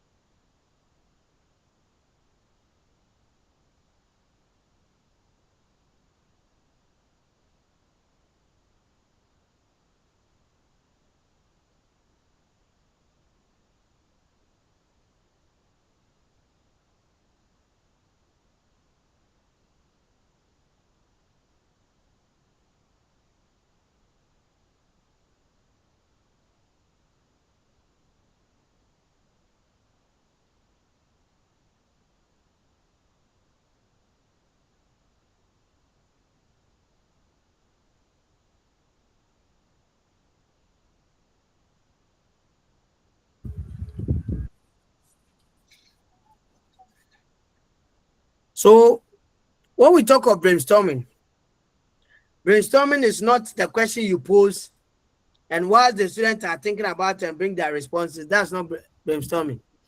So you see teachers in their learner plan or their lesson plan, they write brainstorming. Through brainstorming techniques, guide students to come out with the types of roles. Then they will bring the question. Then after they bring likely responses or expected answers. That is not the format for brainstorming. In brainstorming, there are varieties of responses which some are correct and wrong, which you must pick all of them. So you see, the purpose of brainstorming section is to discover new ideas and responses very quickly. It is particularly a good way of getting right answers. It differs from batch group discussion in the sense that the focus is on generating as many ideas as possible without judging them. In this case, all ideas are given equal credence, whether correct or wrong. Participants are encouraged to let ideas flow freely, building on and improving from previous ideas. No idea, however crazy, should be rejected. So what we mean is that when you are using a brainstorming technique, in your lesson plan, when you say that you're using brainstorming technique, you state the question, then under it you have what you call unedited responses or answers. At that point, you are taking answers which some are correct and incorrect. You write them down. Then after that, you make a caveat. Lead the class to sort out the correct ones. Then that comes under another heading, what we call edited answers or responses. So that is the format for brainstorming. That is the format for brainstorming. So when you are using the brainstorming in the delivery of your lesson, when you pose the question, the answers you pick from the students, both the correct and the incorrect ones, you must write them on the board. Write them on the board. Then after writing them on the board, you lead the class together with the class, you sort them out so that the ones that are correct will now come under what you write, edited what answers. Or you erase the wrong ones from the correct ones and leave the correct ones for the student to write them into their books. When the student gives an answer and it's wrong, you don't say your answer is wrong, I won't take it. No, we don't do that in brainstorming. Whether it's correct or wrong, you pick it and write it on the board. So please, those of you who have been using brainstorming and using it in the wrong way, repent today, for the kingdom of God is at hand. These ideas are listed exactly as, take note, listen to this. These ideas are listed exactly as they are expressed on board by the students, or flip charts or written on bits of what papers by students. Now, the combination of swiftly generated ideas usually leads to a very animated and energizing section. Even more reserved participants should feel bold enough to contribute. So the ideas expressed by students, you can't criticize it, you can't say otherwise. Take them, write it, then together with the class, you work to resolve. Or so for example, maybe you are using brainstorming to do with the types of rocks.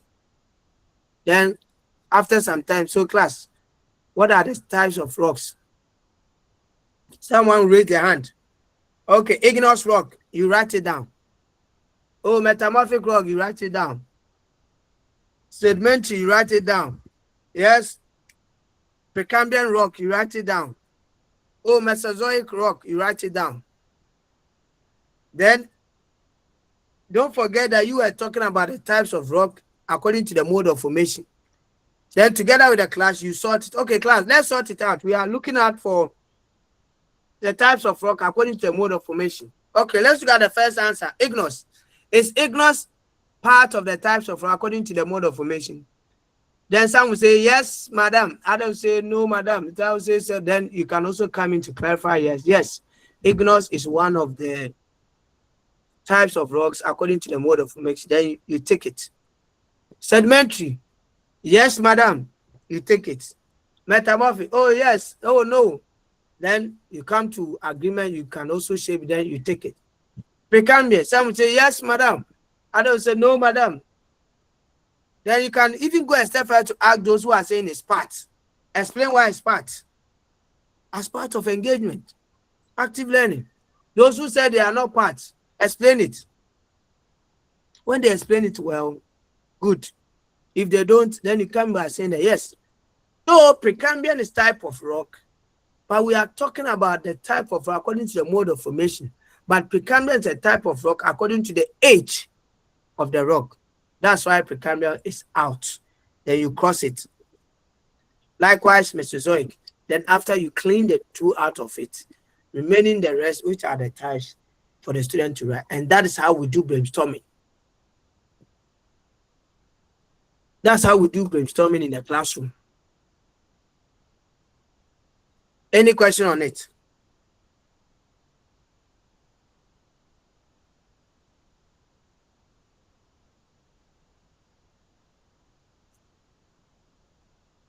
So we are saying that it is useful to collect answers to questions when you expect much repetition in the responses. Unlike bar session, a brainstorming session can work well with a large group and usually takes less time whenever you are doing it. Now, when to use it? When you want to find solution to a problem or introduce a new topic, you can use brainstorming. How do you use it?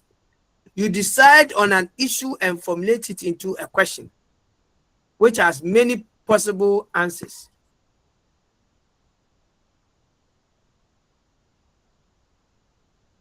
So please take note.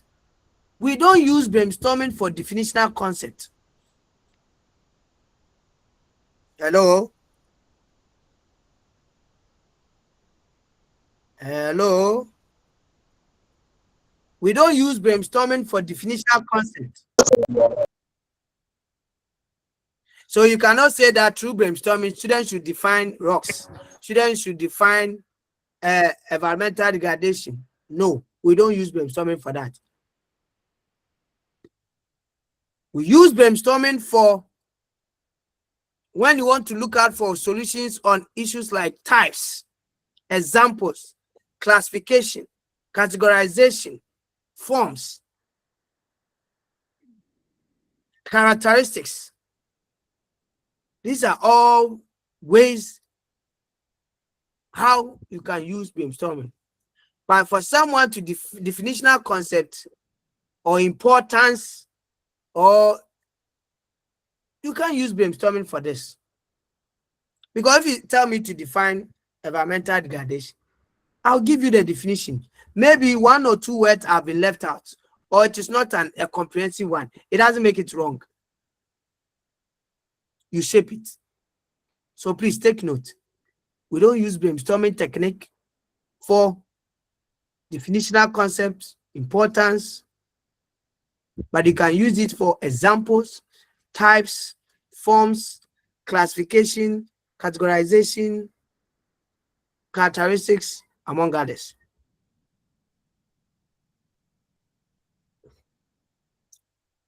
So, right, when you decide on the issue and formulate it to a question, write the idea generated where every student can see in simple words or phrases. There should be no comment on the ideas until the end. So when they are giving you the answers, don't comment on it. You take them and write it on the board. So when they finish, then we can sort them out. Also, the end comes when the ideas are running out. Rank ideas and prioritize them with students. Do it with the students. Which one should come first, second, and otherwise? Which one are correct, which one are out? Focus the discussion on the ideas accepted and what? Ranked. And note, the teacher must not contribute to the discussion. What you are supposed to do is to shape or guide.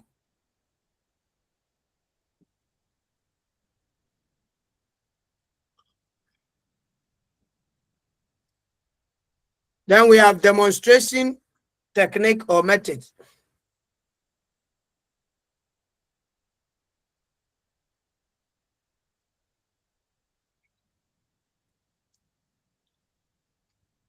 Demonstration technique is a process of teaching through examples or experiments.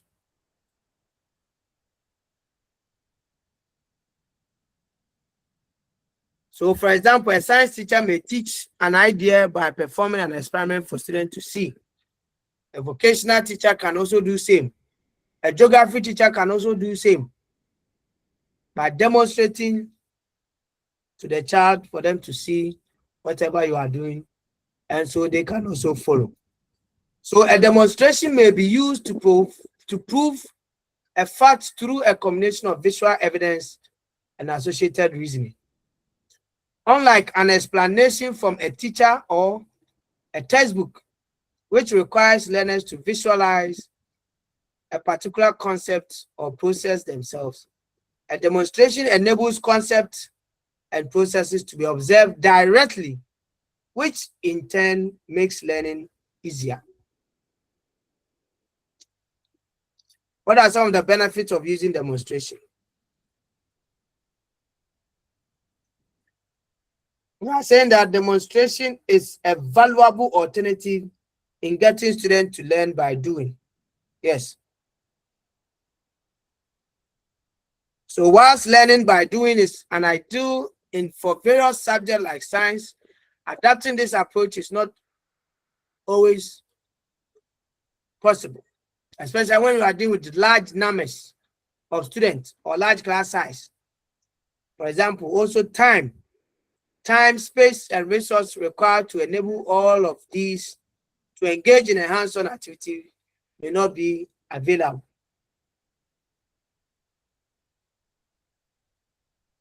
And a situation where there are safety issues or risk in the classroom will also make demonstration a bit difficult. We're also saying that teachers' demonstration can introduce students to specialized equipment and materials which they have not been used to. And when they are exposed to these specialized equipment and materials, it helps them acquire the skill sets and the experience of using it. And it even shows them how they are used. So at the same time, they can draw student attention to the psychomotor skills needed to undertake delicate tasks such as what? An experiment or a dissection.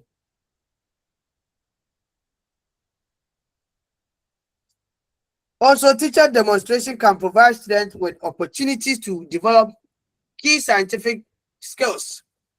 Students can be encouraged to make predictions and announcements or record their observations as they watch the demonstration activity. Now, how do you plan for a demonstration? One, we are saying that you must carefully plan, because careful planning will contribute to the success of classroom demonstration. What kind of things do you need to consider when doing such planning? You must first identify the intended learning outcomes of the demonstration first. So when you identify the intended learning outcome, then you communicate it to your learners. You must also consider various steps involved in the demonstration, listing the equipment and other materials that you will need to collect before the lesson. Also, check whether you require teaching aids such as charts, pictures, posters, models to complement the demonstration. And the board may be used to highlight keywords and important points. So these are some of the things you must carefully consider whenever you are planning a demonstration.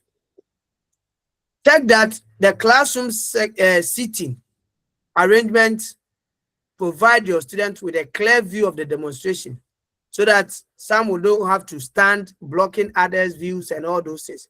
That's why only time you are doing a demonstration, the bench or the table you are doing must be lifted higher than that of the student ones, so that those at the back even sitting can see. Rehearse the demonstration so that you are sure of the order in which to do things and can address any possible problems. List the questions that you can ask your student before, during, and after the demonstration to engage them and focus their attention. Identify as many opportunities as possible to develop scientific inquiry. Allow your student to predict what will happen. Observe any perceptible changes. Record their observations and draw their inferences as well, and draw their own conclusions about it. So these are some of the things that you can consider whenever you are planning a classroom demonstration. And we are saying that a good classroom demonstration should capture your students' interests from the start. If you miss this, forget it. Good classroom demonstration should capture your student interest right from the start, with an appropriate introduction to the topic, reference to the intended learning outcomes, and some exploratory questions to establish their current knowledge and understanding. As you undertake the demonstration, you should explain what you are doing. It is important to carry out the demonstration neatly and systematically. The intention is to provide a good example to your students if they later carry out this activity themselves, so that they can also do it the way you have done it for them.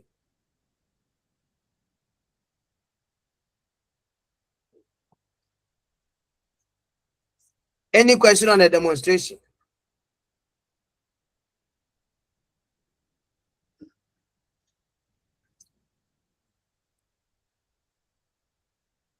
Any question?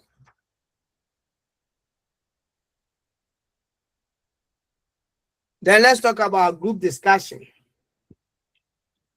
And at times you see teachers writing their lesson notes through discussion method, through discussion technique. Then when I'm observing their lesson and I have I'll just put a question mark there. And I'll just write what kind of discussion, what type of discussion.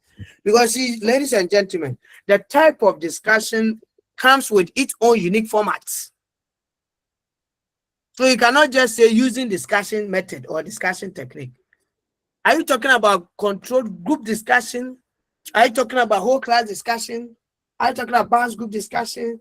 There are different types of discussions and the way and manner they are used in the classroom as well.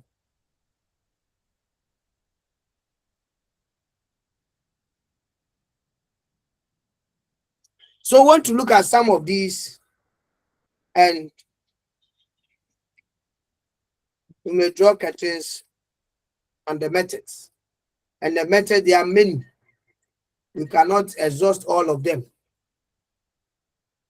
That's why I said some 21st, these are 21st century methods. They are not all. So you realize that there's no even cooperative learning here, project-based learning, case study. There are lots, a lot. We cannot discuss all of them within a day. If you want more, you can contact me for more.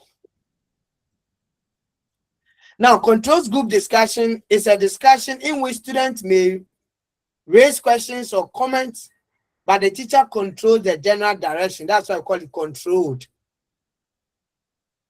It provides opportunity to practice listening and speaking in turns.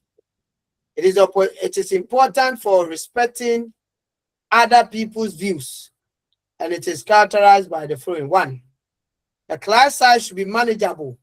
If you want to use group discussion, controlled one, then you should have a class size which is very manageable, especially between 15 and 20 students. And this should be splitted into similar groups of 4 or 5. But if you are having a group of about 80 students, it's become difficult in using controlled group discussion. The seating arrangement should encourage interaction and participation by all the students and can be in a form of a circle or horseshoe in terms of the seating arrangement.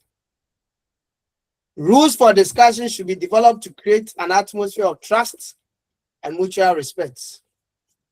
The teacher must go around to see what the groups are doing and offer pieces of advice.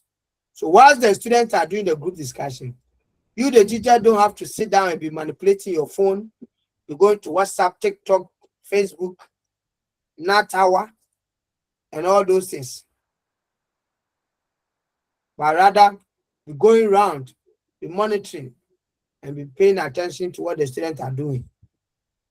These days, teachers, we are so much fixated on our phones. Or child to cry no kita phone, which is a very bad ethics.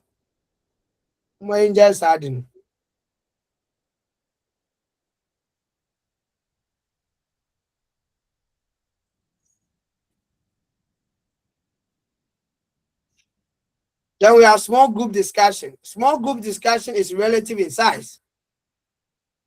And yet the size of the small group may depend on the activity. And it is therefore useful to note that the larger the group, the greater the confidence the group may have in its findings, and the more likely it will challenge the teacher's opinion. What we are saying that when the group is large, the members of the group are large, it brings the confidence level of the group members about the kind of findings they are going to generate to help go beyond what their teacher says. The larger the group, the more likely it is that the group will interpret the task correctly We're also saying that the larger the group, the more the experiences the group will have to draw on. Unlike if they are few. The larger the group, the less time it will take the teacher to visit all groups. And also, the larger the group, the slower the decision-making process, and the greater the difficulty in achieving consensus. Also, the smaller the group, the more activity there will be and thereof. What we are saying that when the groups are not many, they are small, the activities will be more, and teachers can also be able to monitor them well. So the smaller the group, the fewer passengers there will be. That's the members of the group. Then the smaller the group, the faster decision will be made, because we are not large enough for everybody to be dragging us here and there. And since it's few, part to part, then we are good to go.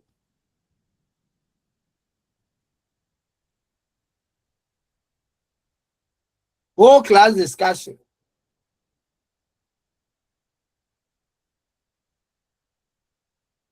But let me say this. Whenever you are using small group discussion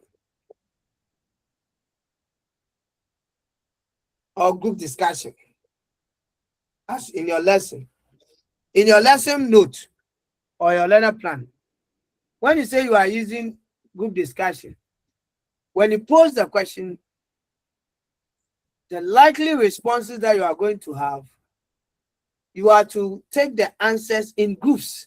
So under likely responses, maybe a group A, then their answers, what they are discussing, you attach it to the group. Then group B, their answers, group C. That's how you capture, when you are doing group discussion, their format in the learner plan or the lesson plan. But when you are using whole class discussion, with the whole class, it means that you, the teacher, together with the student, did the discussion. So that one, when you bring the question, you don't have to bring likely responses and take them like the small group discussion. Yeah, when you bring the question, the next thing is the call point. Call point is what you follow. So when you discuss together with the student, the final one you came to consensus is what should come under call point. That's why it's always important to know the type of discussion we are using and the format to go by. So whole class discussion, this is the act of talking over subjects from various points of view and the teacher acting as a moderator of it. The teacher's role is that of a facilitator, a helper, and a moderator, and contributor, and a guide as well.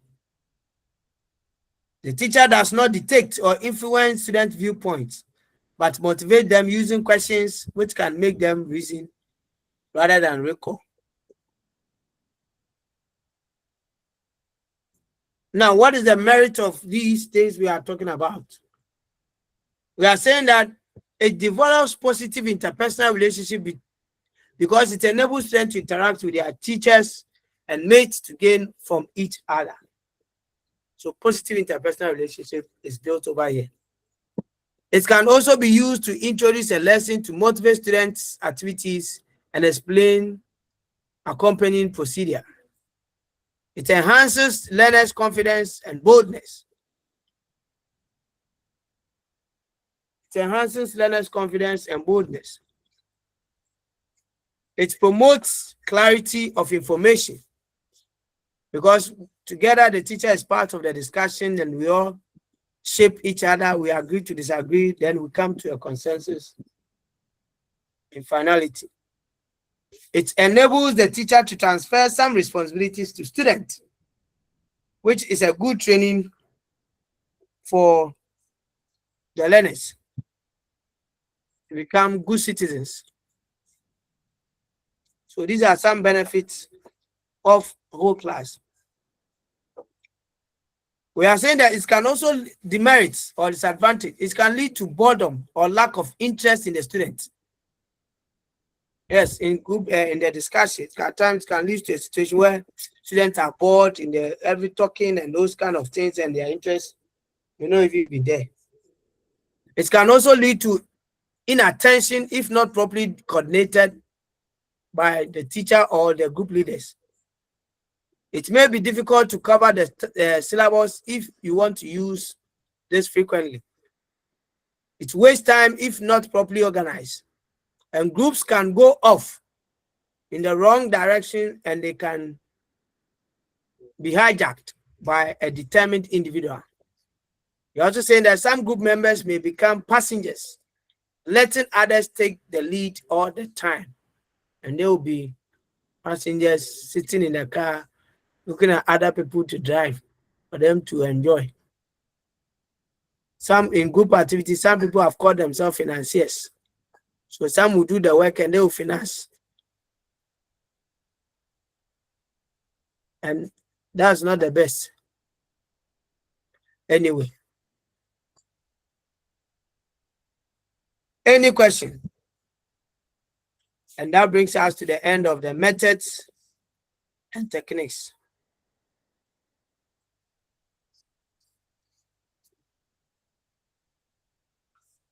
Mary, I'm concerned. Yes, sir. So please, my question was about the whole class and then the group discussion.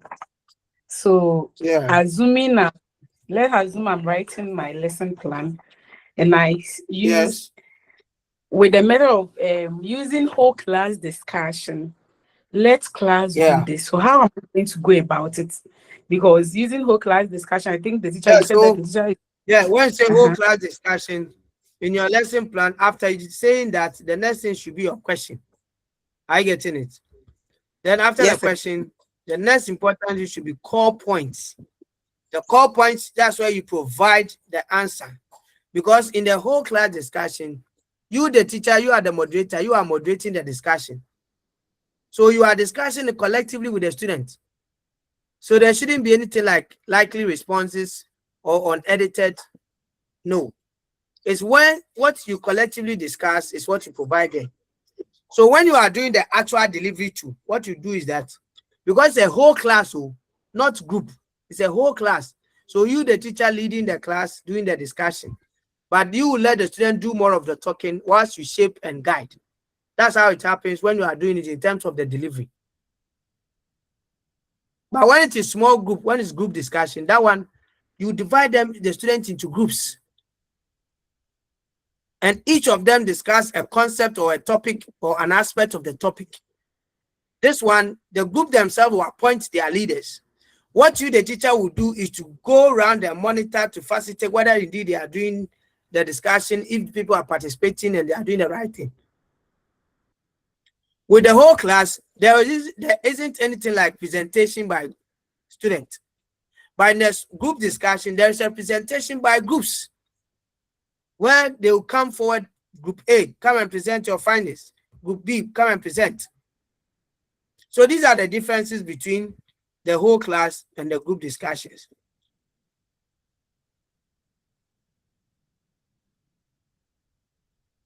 Hello? So please, I get you. So let me say, let me assume that I'm presenting my lesson, and then my first technique was using a brainstorming technique or method. Allow learners to maybe talked about let's say adolescents, let me put it that way. So does that mean that whatever they say, I'll write it on the board? No, please. Okay. Pause. I told you that you cannot use brainstorming for definitional concept. So you cannot use brainstorming to let your students talk about an adolescent. You can't use that.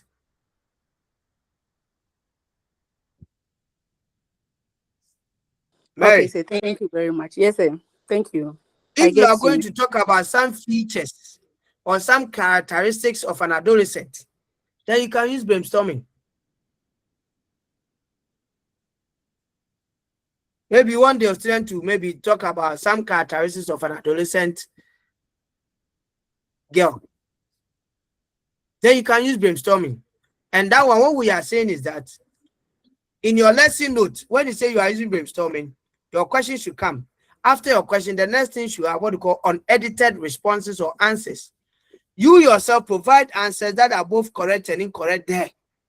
Then after you put a note there, teacher lead the class to sort out the correct ones. Then you bring what you call edited answers or responses. Then you provide the correct answers. In the delivery of the lesson, what you are going to do is that when you pose that question and they think about it, and answers are coming, whatever answer they give you, write it on the board. So the point that it appears that they are repeating the same answers, then you can end it there. Then after writing the answers, you lead the class to sort out the ones that are really reflecting characteristics of an adolescent girl. So that the ones that are not reflecting, you cancel them out together with the student. You do it with the class. Then after, you can rub those ones which are not part out, leaving the ones that are part of the characteristics for learners to write into their notes. So that's how you do it. Are you with me? Yes, Doc. Thank you very much. So you cannot say that through brainstorming, students should define who an adolescent is. They should know. You can't do that. But a lot of teachers do that, which is wrong. See? Okay. Thank you, Doc. Any other question? You're welcome. Or contribution?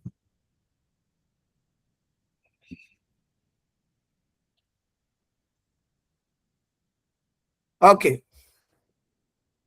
So when are we supposed to end? 3:30 or 3?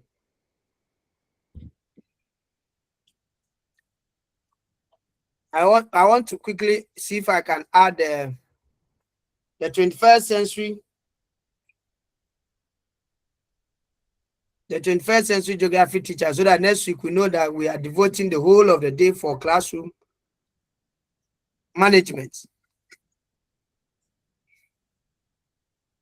Or what do you think?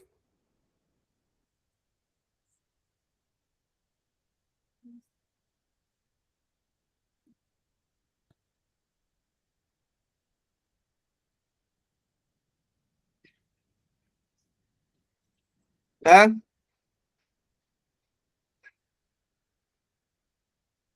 I'm asking you, what do you think? Doc, please, let's continue. Okay. We'll continue.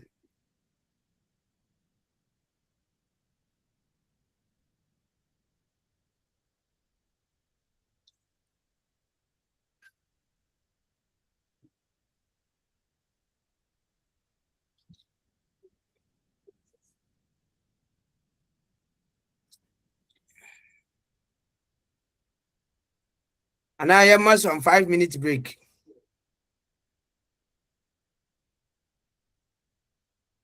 Huh? Okay, Doc, then 5 minutes break, then we come back.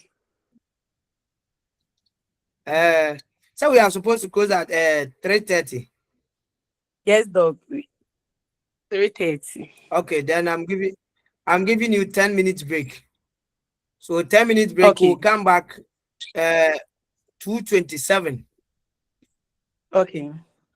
2:27.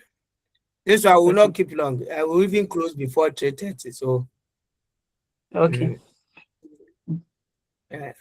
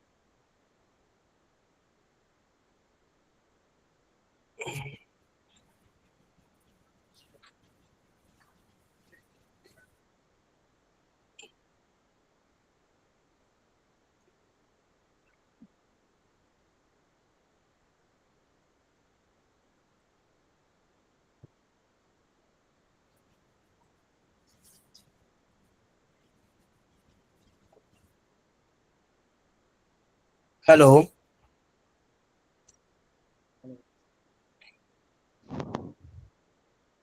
Hello. Yeah, hello, Doc. Okay. Yes, I think we Doc. can continue. Okay. Yes. Okay. So now we are looking at the 21st century geography teacher. Who is he? And what are the things you are supposed to do and what not to do? Now, we are saying that a 21st century geography teacher is an educator who integrates modern technology, pedagogies, or methodologies, and global perspective into their teaching practices to ensure that students are well prepared for the dynamic and interconnected world. So look at the key words. A 21st century geography teacher is an educator who integrates modern technology. And some of the modern technologies, we have a number of them. Google Earth, GIS, remote sensing, virtual reality, virtual field trip, and a number of them. Modern methodologies like the ones we have just discussed, those 21st century methods. Then, and teaching practices, global perspective, because you see, one of the key components of the standard base is to train our citizens to be global citizens. So as you, the teacher, must have that global perspective into your teaching practice to ensure that students are well prepared for the dynamic and interconnected world. Hence, a 21st century geography teacher moves beyond the traditional textbook-driven instruction to embrace innovative teaching tools such as GIS, digital mapping, and interactive simulations.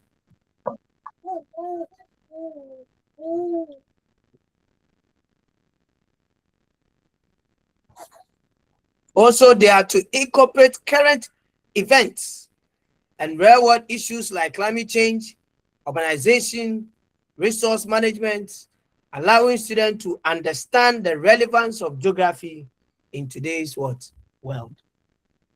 So a 21st century geography teacher is not a textbook teacher. You don't rely on textbook alone. You go beyond the textbook driven instruction. That's a 21st century.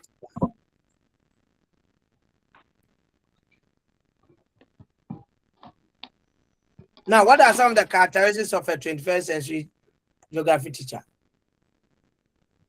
They are saying that a 21st century geography teacher embodies a wide range of qualities.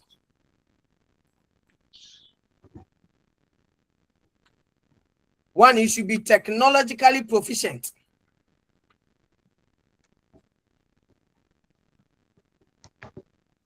Because in this age, what we call technological age, you must be well equipped or well abreast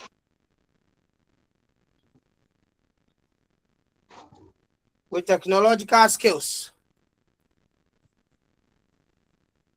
that are very, very key in your area of subject. So we are saying that you must be well versed in the use of digital tools like GIS, Google Earth, remote sensing, digital mapping, interactive boards, among other geographical technologies. And this enables you to present your information in dynamic, interactive ways to make teaching and learning of geography more engaging and relevant to students' lives.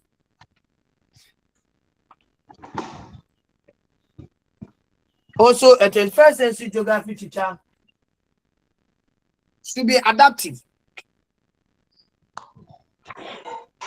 That means you should understand the subject that you are teaching as geography subject, to appreciate that your subject is not static, it's not rigid, that your subject is dynamic, is evolving, and constantly evolving with current happenings. Hence, you must also be adaptable to apprise yourself with a constant changing or evolving of your subject area, especially looking at the global trends of issues like climate change, issues and new concepts in your education. Every geography teacher must have knowledge on climate change education. You must have which is a UNESCO strategy to use education to mitigate climate-related problems. Urbanization and globalization.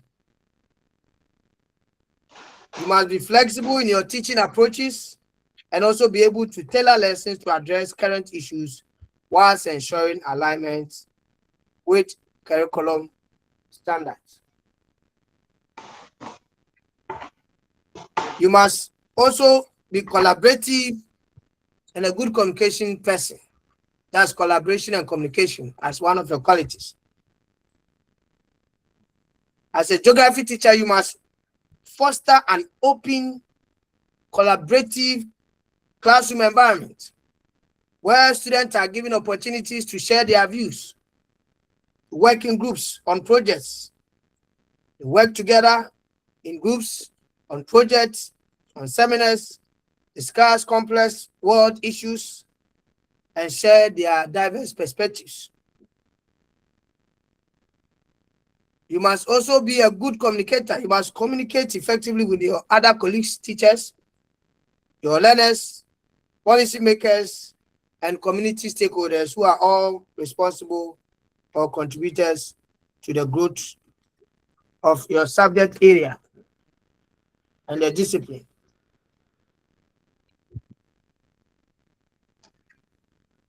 You must also be a lifelong learner and keep on learning. They are saying that the 21st century teacher is a lifelong learner. So as a geography teacher, don't be only conversant or content with the things you were training you were taking through at the college or at the university alone, but be in the mood to aspire higher, to explore more in the area of your subject. So 21st century geography teacher, don't just expect your student to be lifelong, but you yourself must also be a lifelong learner. You must stay current and be on top of what is happening in education, new things in education, new things in geography, new things in geography education, and various things within your subject area.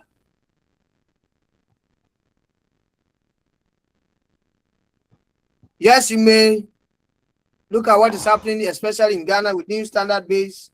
You must be very abreast with the various terminologies and issues in there. And you must even still have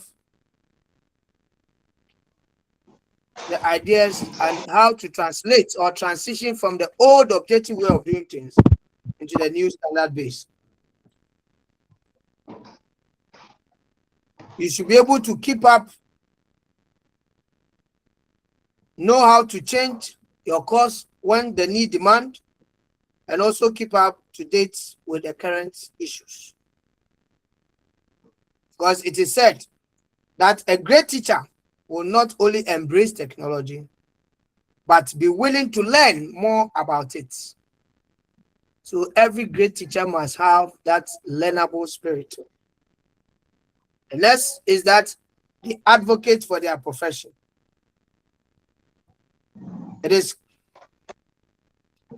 It's a critical time in education and how teachers, especially geography teachers, are perceived.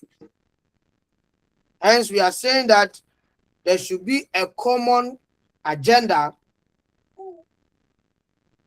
for geography teachers and how their profession must be judged.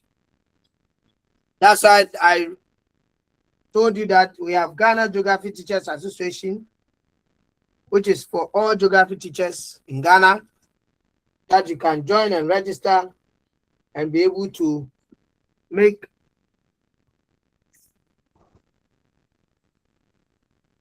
some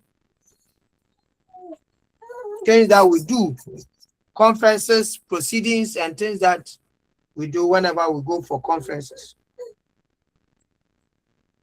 So, with a common core being implemented and judged, the teaching profession is being met with a close eye. The standard base we have in the senior high school. Now more than ever, instead of sitting back, a 21st century geography teacher should take stance for themselves and advocate for their profession. They pay close attention to the important issues and talk about them with their community. They keep parents and students informed of what is going on in education and address issues head on. And these are all things that the 21st century teacher must apprise himself and be able to help address and achieve. He is also a master of learner-centered classrooms and a personalized instruction. As with the reforms in the standard base or reforms in education right from the basic level to the senior high school, the days of spoon-feeding learners have ended. Now, our students have been given opportunity to construct their own knowledge. They have access to many informations as much as possible. So it is the desire of a 21st century teacher to give them a personalized instruction to students as they differ with their learning styles, individual differences, and abilities altogether. By allowing students to choose on their own, their intrinsic motivation increases and make effort to learn on their own. So you must encourage learner-centered. How do you encourage? Making sure that the activities you bring on board are the type that students are given the opportunity to engage more. Like some of the methods you have discussed. So it means they have to use experiential method that will ensure that learners are given the opportunity to explore or learn more or whatever they are doing. He sees his students as producers of knowledge, not as recipients of knowledge. 21st century teachers see their students as producers of knowledge, not recipients of knowledge. So instead of you feeding, instead of you detecting, instead of you trying to show that you are a master of all knowledge, you are supposed to guide them, provide the needed scaffolding, and let them do their own discussion, analysis all together, and construct their own knowledge. And construct their own knowledge. You must also have a global mindset as a 21st century teacher. So we are saying that in this era, not only teachers teach geographic concepts, but they also nurture students' understanding of global issues, global interconnections, relationships, cultural diversity, and environmental sustainability issues. And they inspire students to become informed, responsible, global citizens who can use geographic knowledge to address real world problems.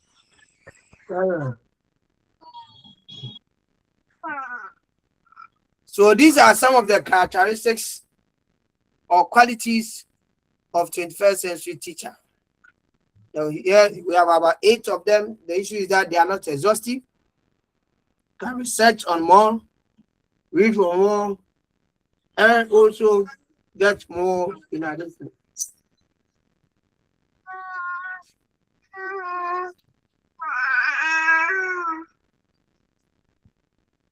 Now, what are the roles of a 21st century teacher? One of the roles of a 21st century teacher is to act as a global educator. Yes, you are to instill a sense of global citizenship and awareness in your students.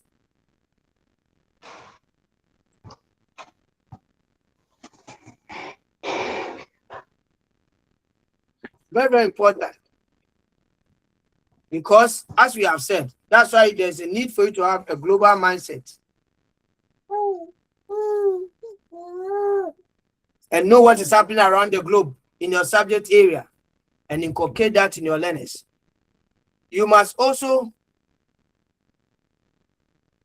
serve as a collaborator or communicator, working closely with other educators, parents, learners, and community to ensure that geographic education is well-rounded and inclusive as well. And he or she also plays the role of a mentor and advocate, supporting students in their academic and professional or personal growth and development, whilst also advocating for the importance of geography in the curriculum. And I believe yesterday I showed you now subject combinations of senior high schools, which gives every student, irrespective of your program you are doing, the opportunity to either read geography as one of your courses. And that is a situation which is going to give more advantage to students, whether science, home economic, business, to be able to do what? Geography. The teachers should also serve as technology integrators, should be able to integrate technology. It's one of your roles. So if you are a teacher here and you cannot even use basics ones, then you must reconsider yourself. He or she serves as a facilitator of knowledge, thereby guiding students to explore and understand complex geographic concepts through inquiry-based learning.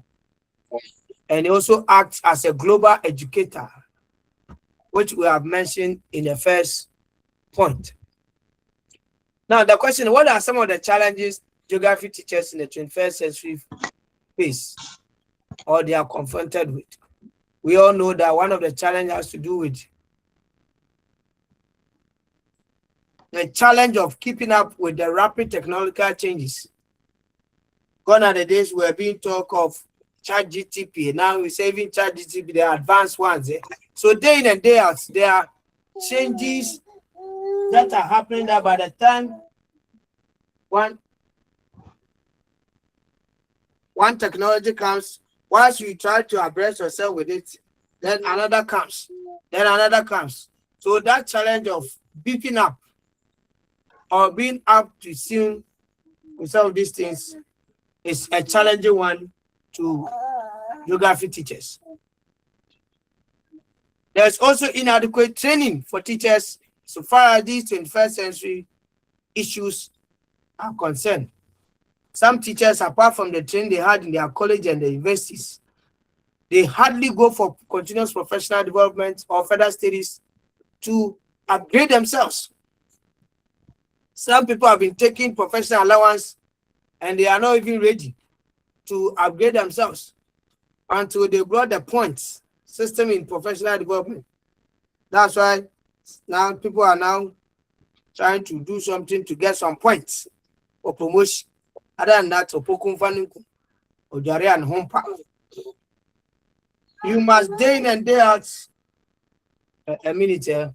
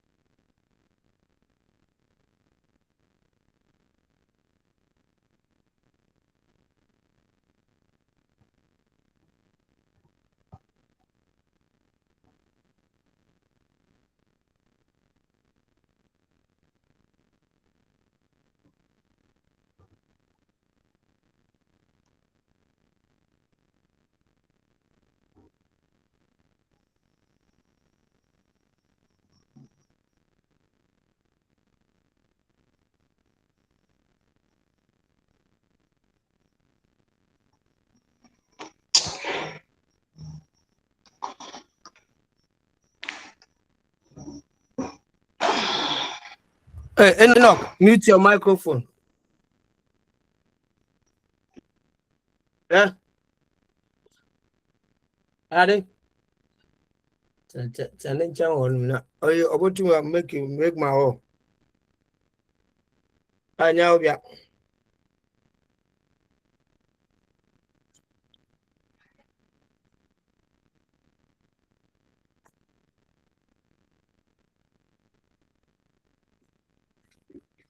Okay, so let's continue.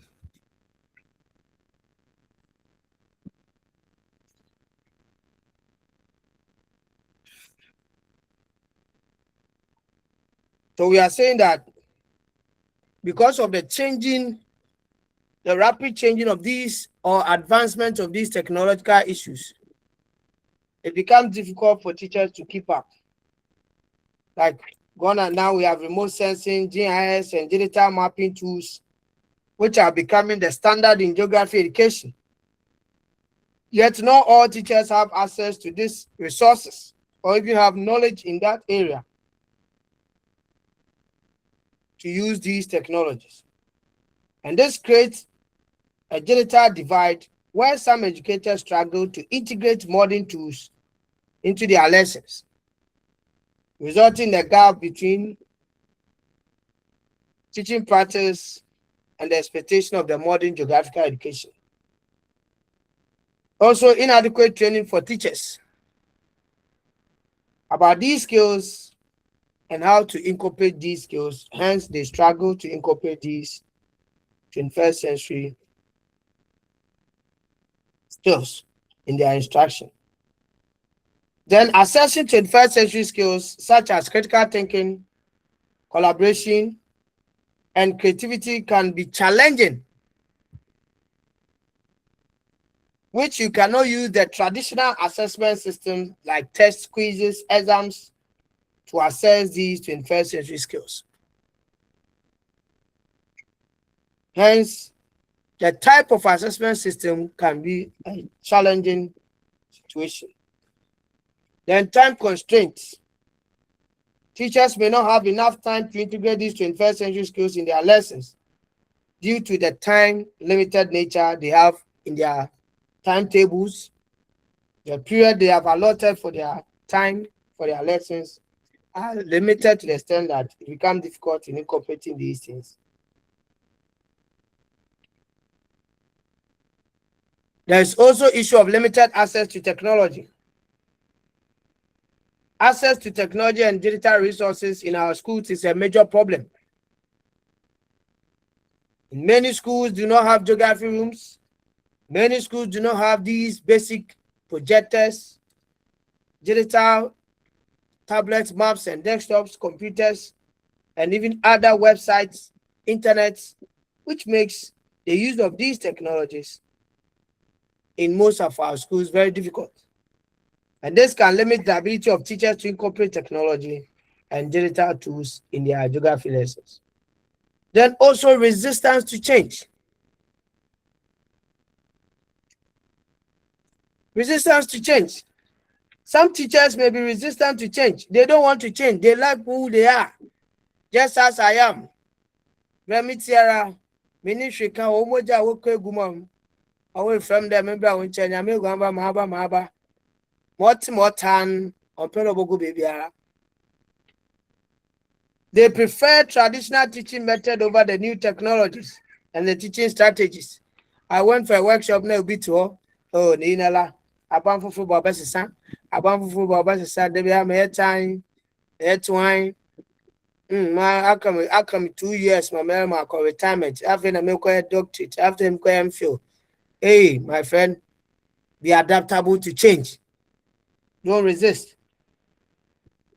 This can make it difficult to implement 21st century skills in classrooms. People who are not adaptable. Then some teachers may also struggle to see the relevance of these skills to their academic and professional goals, which can make it difficult to incorporate since the motivation is not there. So these are some challenges that 21st century teachers are faced with, especially in developing countries. Any question?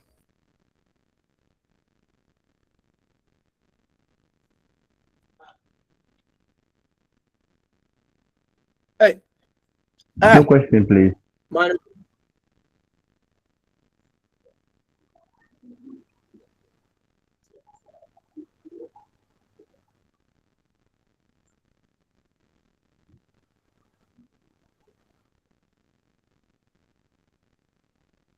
Okay, now let's look at 21st century skills in teaching and learning geography. 21st century skills refers to a set of abilities that students need to succeed in the rapidly evolving global environment. And these skills goes beyond the traditional academic knowledge, but rather it emphasizes the development of competencies that align with the demand of modern society. These competencies are essential for students to adapt to the changing job markets and the complexities of modern life. So the question is, what are these skills? But before that, in geography education, these skills are particularly relevant because the subject inherently deals with the dynamic nature of the world, including the global interconnectedness and environmental changes.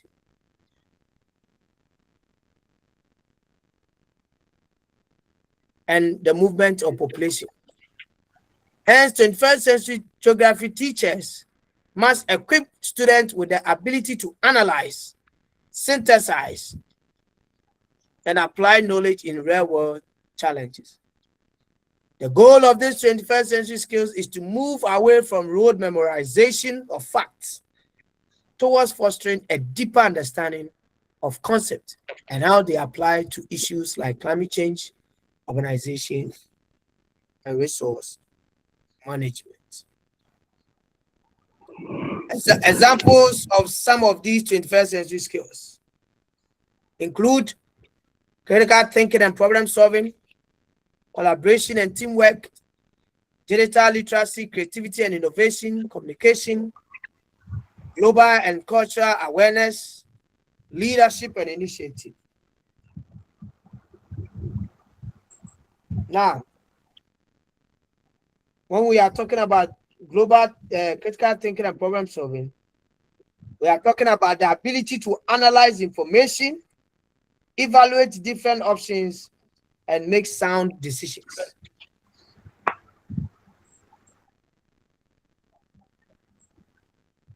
This critical thinking and problem solving allows students to analyze geographic data, develop solutions to issues like environmental sustainability, disaster management, or urban planning.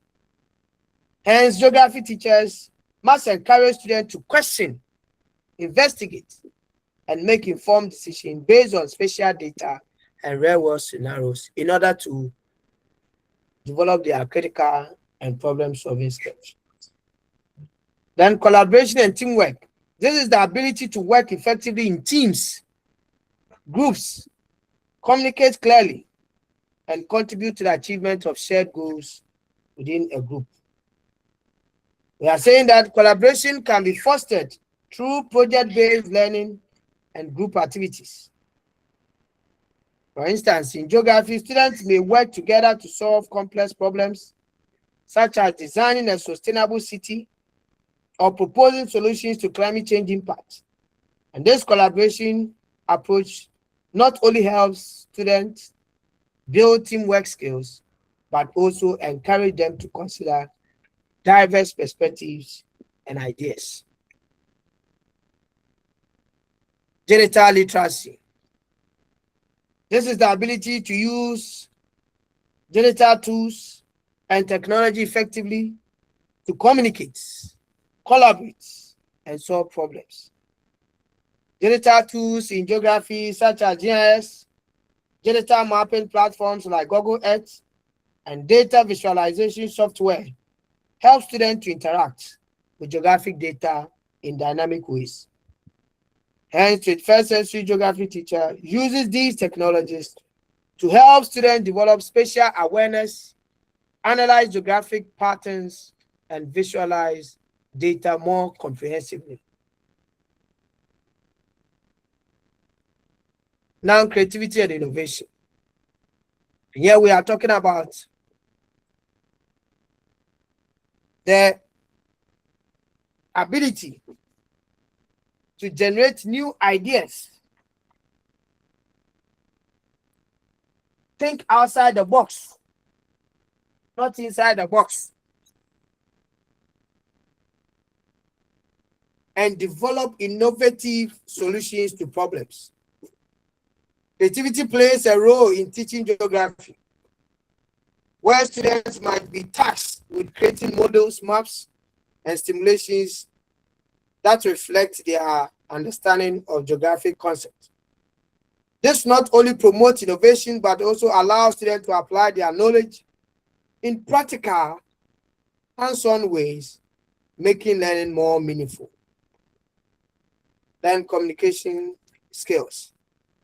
This is the ability to work effectively with others, both in person and virtually, and to convey information clearly and persuasively.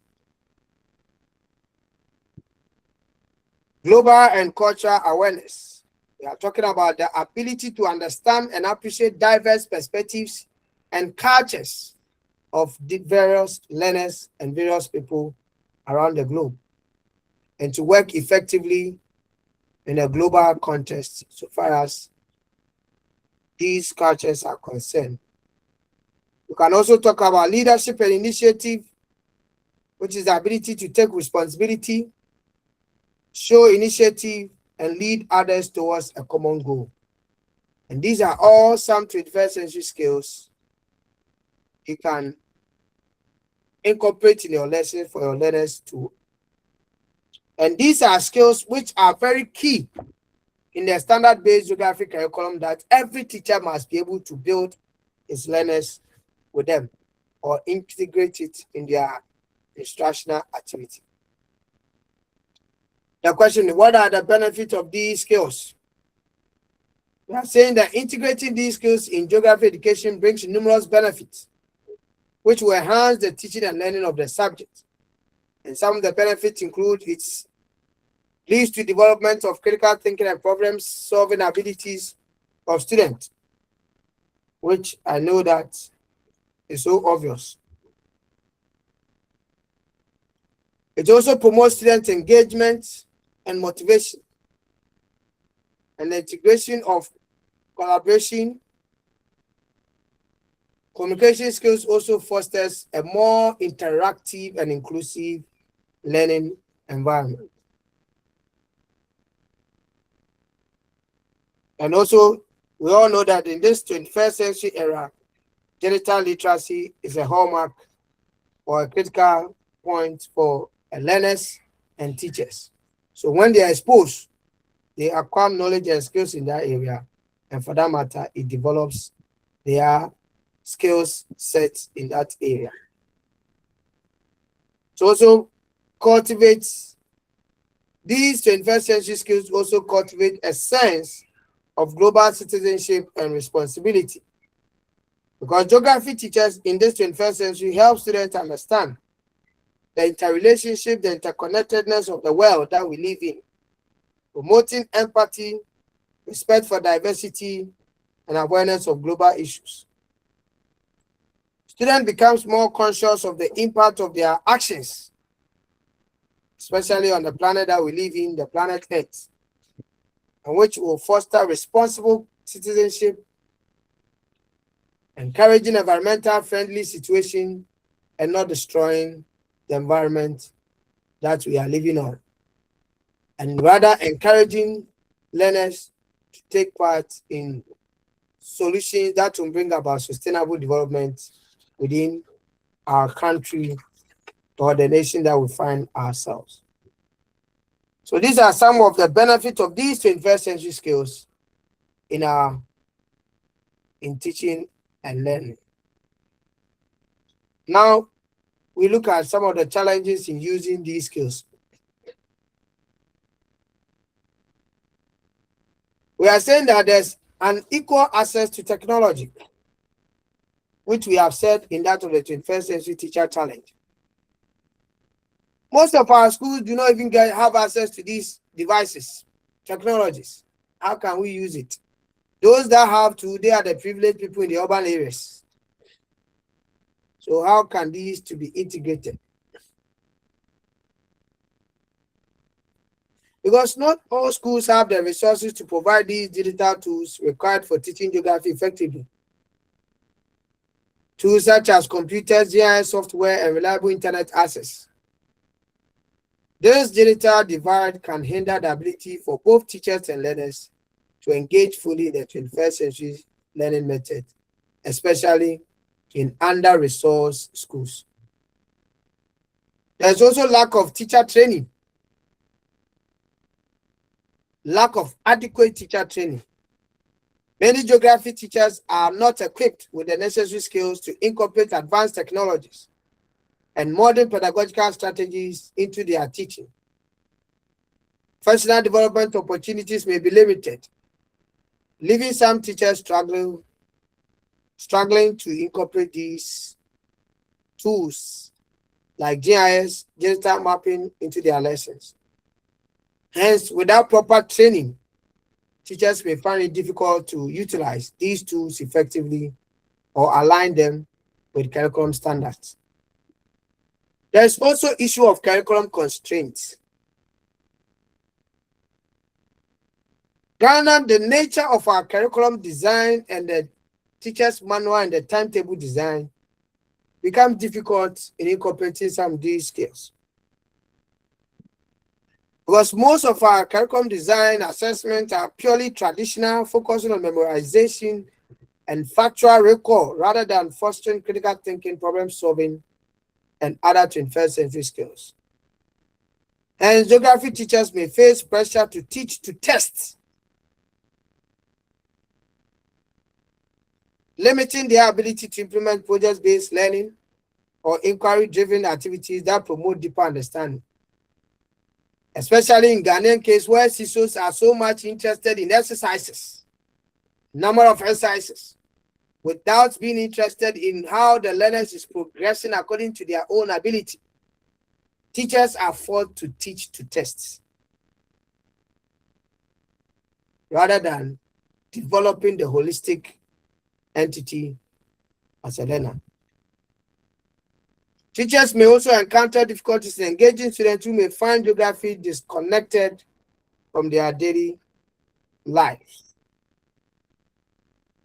Incorporating real-world issues and interactive technologies can help bridge this gap, but doing so requires time, effort, and resources that may not always be available. And as a result, fully integrating 21st century skills in geography education remains a complex endeavor that demands systemic support from teacher training to curriculum reform and investment in technology. So ladies and gentlemen, in conclusion, every 21st century teacher must be armed with these skills. While within the context and the settings of Ghana, there are a number of constraints. But we are saying that whatever you can do in your own small way to address yourself and utilize to help these learners, do it. And the ones you cannot, don't force yourself. And at the end of the day, what you can do in your own small way to help learners develop these skills, you can do it as well. And this brings us to the end of 21st century geography teacher and that of 21st century skills in teaching and learning geography. Any question up to this point?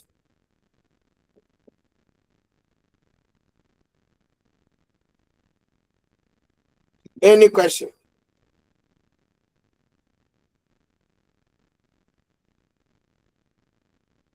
Any question? No question, please, sir. Okay, so we'll end it here. Then next week, which is our last meeting, we'll tackle classroom management. And there's a whole lot under classroom management we're going to talk about. Talking about classroom environment, classroom organization, classroom discipline, classroom communication, and a number of things we'll talk about next week to end the course. So I want to thank you so much for your time, and take all the things we are talking to you and practice them, and your life will never be the same as a geography teacher. Amen. Thank you very much for your time. We'll meet, God willing, next week, Saturday, to wrap up with teaching geography, and Sunday we'll wrap up with methods of teaching geography. Thank you, and have a good afternoon. Thank you to God. God bless you, sir. Thank you, Doc. Okay.